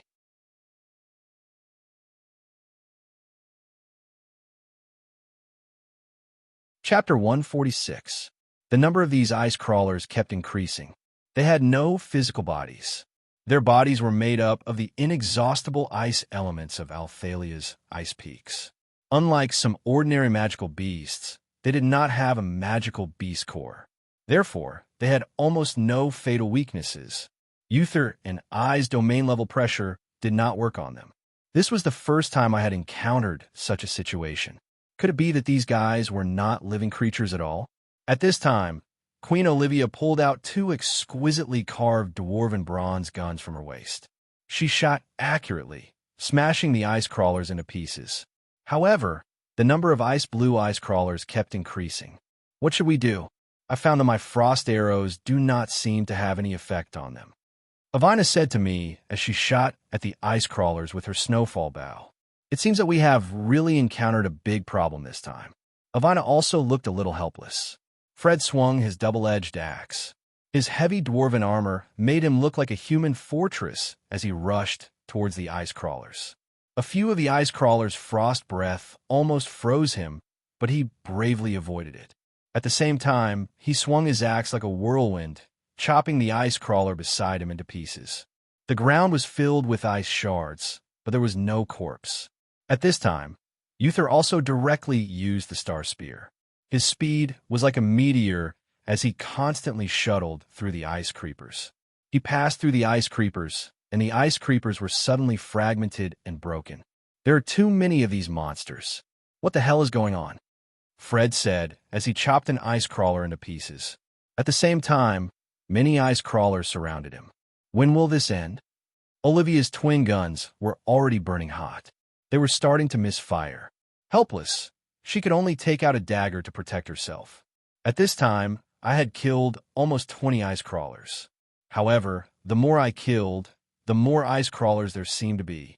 It was as if I could not kill them all. I used the Sword of Retribution, which had been infused with Yin Chang's magic, to turn an ice crawler into dust. At the same time, I was thinking about how to lead everyone out of danger. The white figures in the distance were getting closer and closer, but we didn't know if they were friends or foes. If more enemies come, it will be one disaster after another. In the face of more and more ice crawlers, more than half of the dwarven warriors were frozen into ice. A few elite dwarven warriors risked their lives to protect their queen. The huge ice crawler not only used ice breath, but also used its huge sharp ice claws to smash the frozen elite dwarven warriors. Moreover, it also used its ice claws to attack the dwarven warriors. The power of those ice claws was no joke. If these guys were a little more agile, perhaps we really wouldn't have a chance. The movements of these huge fellows, who were emitting bone-piercing cold air were still somewhat slow. Not all demons were corporeal. Many demons' servants were completely formless after death. However, this made humans helpless against them. In the ice mountains of Althalia, there was an inexhaustible supply of ice. This allowed these demons to use ice to construct their bodies. After they died, their bodies would shatter and there would be no corpse. These were the ice crawlers, a terrifying existence. They didn't have any fatal weaknesses. Their attacks were terrifying. The key was that there were too many of them. It felt as if the more we killed, the more there were. While killing these ice crawlers, my feet and many parts of my body were frozen by the ice breath of these ice crawlers. Fortunately, the fire dragon power in my body melted the ice and resisted, so I didn't freeze to death like those dwarven warriors. At this time, I realized that the moving white figures were finally approaching. I could see their appearance. At the same time, I didn't dare to be too distracted. These ice crawlers were indeed terrifying. Just like that, I saw that these white figures were a group of brown bears with white fur all over their bodies. However, they had 4 limbs and were very similar to snow apes. However, they were as strong as bears. Their figures were slightly taller than the ice crawlers, but they were almost the same. Their snow-white fur bodies only revealed 2 big black eyes.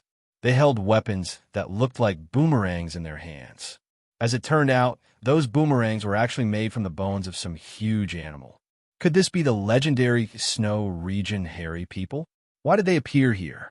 Were they enemies or friends?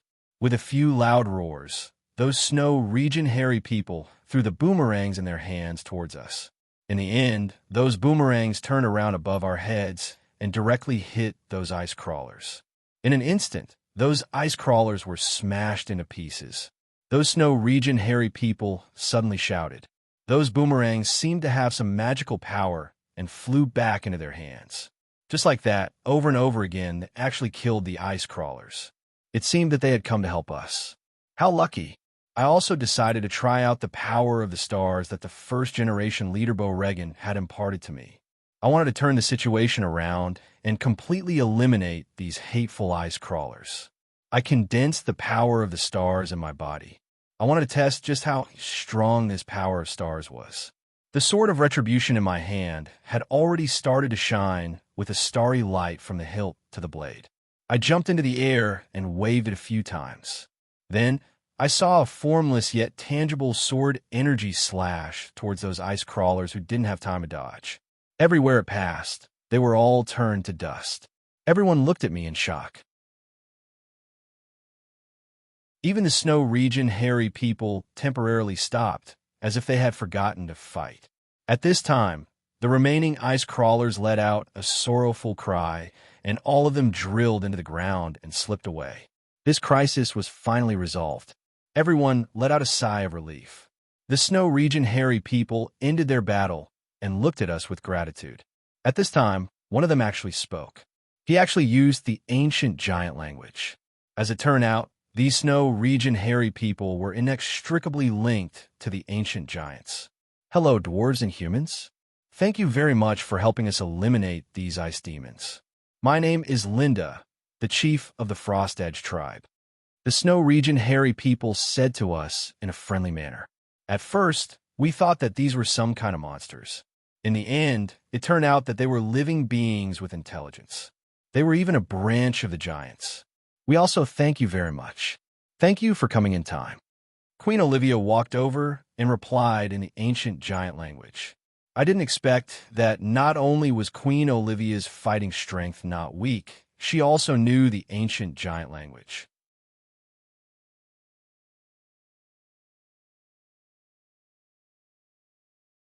Chapter 147. After a simple conversation, we told the hairy people of the Snow Region why we had come. The hairy people of the Snow Region were grateful that we had driven away the ice demon that had been bothering them. To thank us, Chief Linda of the Frost Edge tribe decided to take us to find the lair of the ancient Corpse Emperor. He knew a place that could be the lair of the ancient Corpse Emperor. The hairy people of the Snow Region took us to the most primitive part of the Althalia Ice Peak. The clouds here covered the sky, and no one had ever reached this place. In this primitive area, I felt something was wrong. It was abnormally quiet, and there was no sound. It wasn't like the places we had passed before.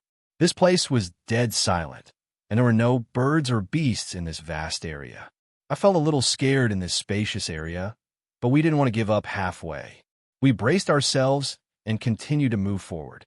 Gradually, a thick, fishy smell drifted into my nose. AI Wayna also furrowed her brows. She guessed that there must be some evil beast lurking in front of us. The unique smell it emitted made the birds and beasts in the vicinity not dare to approach.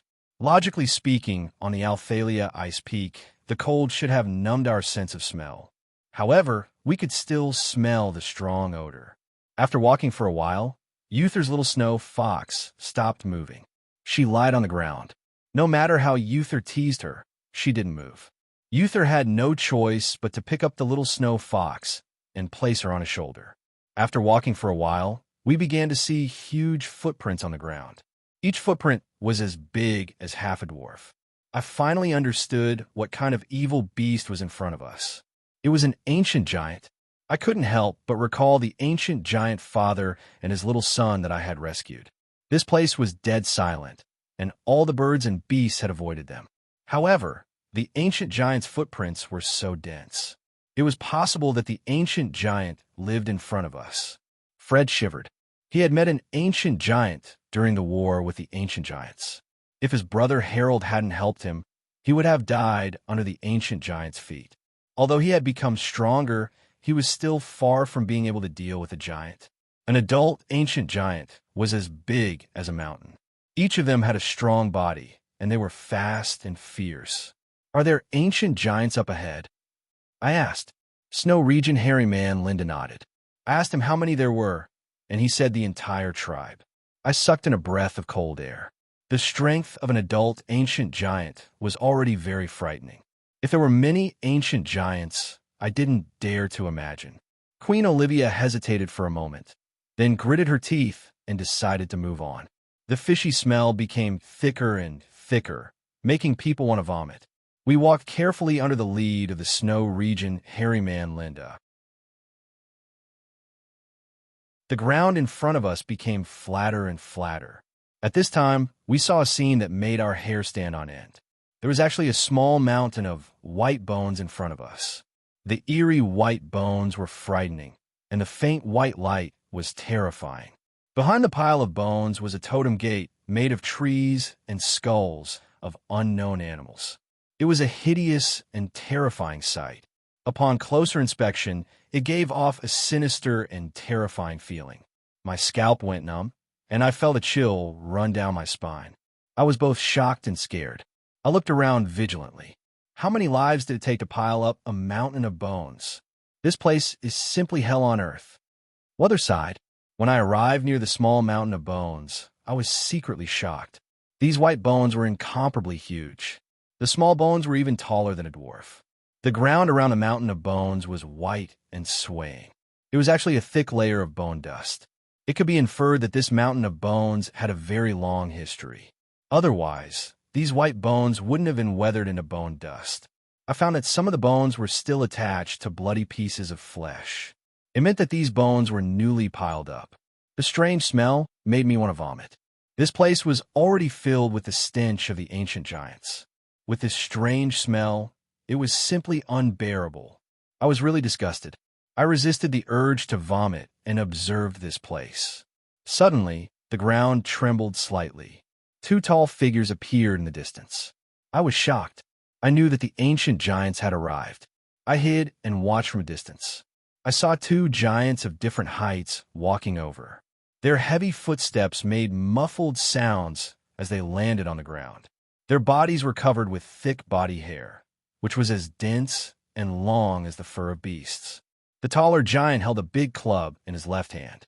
It was as long as a tree. In the eyes of ordinary people, it was no doubt a tree stump. However, in his hand, it was just a light weapon. He carried a saber-toothed tiger on his right shoulder. The saber-toothed tiger had died a long time ago. Its head and tail drooped weakly, swaying with the giant's footsteps. The saber-toothed tiger was an ancient animal that was almost extinct. Perhaps only the dwarf kingdom had a few saber-toothed tigers left on the Hadrado continent. The other giant was slightly shorter. He also held a long club in his hand. He also carried a saber-toothed tiger cub on his shoulder. I was shocked. Saber-toothed tigers were very strong, but in the eyes of the ancient giants, they were just food to satisfy their hunger. Everyone looked at the ancient giants in the distance, their eyes full of fear. The two ancient giants approached the bone mountain. When they were about 100 feet away, they put down the prey on their shoulders and piled them together. Then the two ancient giants sat on the ground. After a period of time, the earth started to tremble again. Another 3 ancient giants appeared. This time, they worked together to carry half of the mammoth's corpse. The mammoth was also an ancient animal. Just like the saber-toothed tiger, there weren't many left. It wasn't an exaggeration to say that the mammoth was as big as a small mountain. However, it had become the ancient giant's food. We observed the situation in the distance. Before the sun set, the ancient giants arrived one after another. There were 11 ancient giants living here. 9 of them were adult ancient giants. 3 of them were female ancient giants, and the other 2 were young ancient giants. After piling up the prey, the giants knelt down in front of the terrifying totems around the pile of bones. Muffled sounds came from each of their mouths, as if they were praying for something. Then the giant stood up and walked towards the prey. The next scene was bloody. The ancient giants began to eat their prey. They were really eating raw meat and drinking blood. I quickly turned my head. Avina also turned her head. It seemed she didn't want to see the bloody scene. You're tuning in to the Warrior Lore YouTube channel. Don't forget to subscribe and join us on this journey to catch the most captivating stories.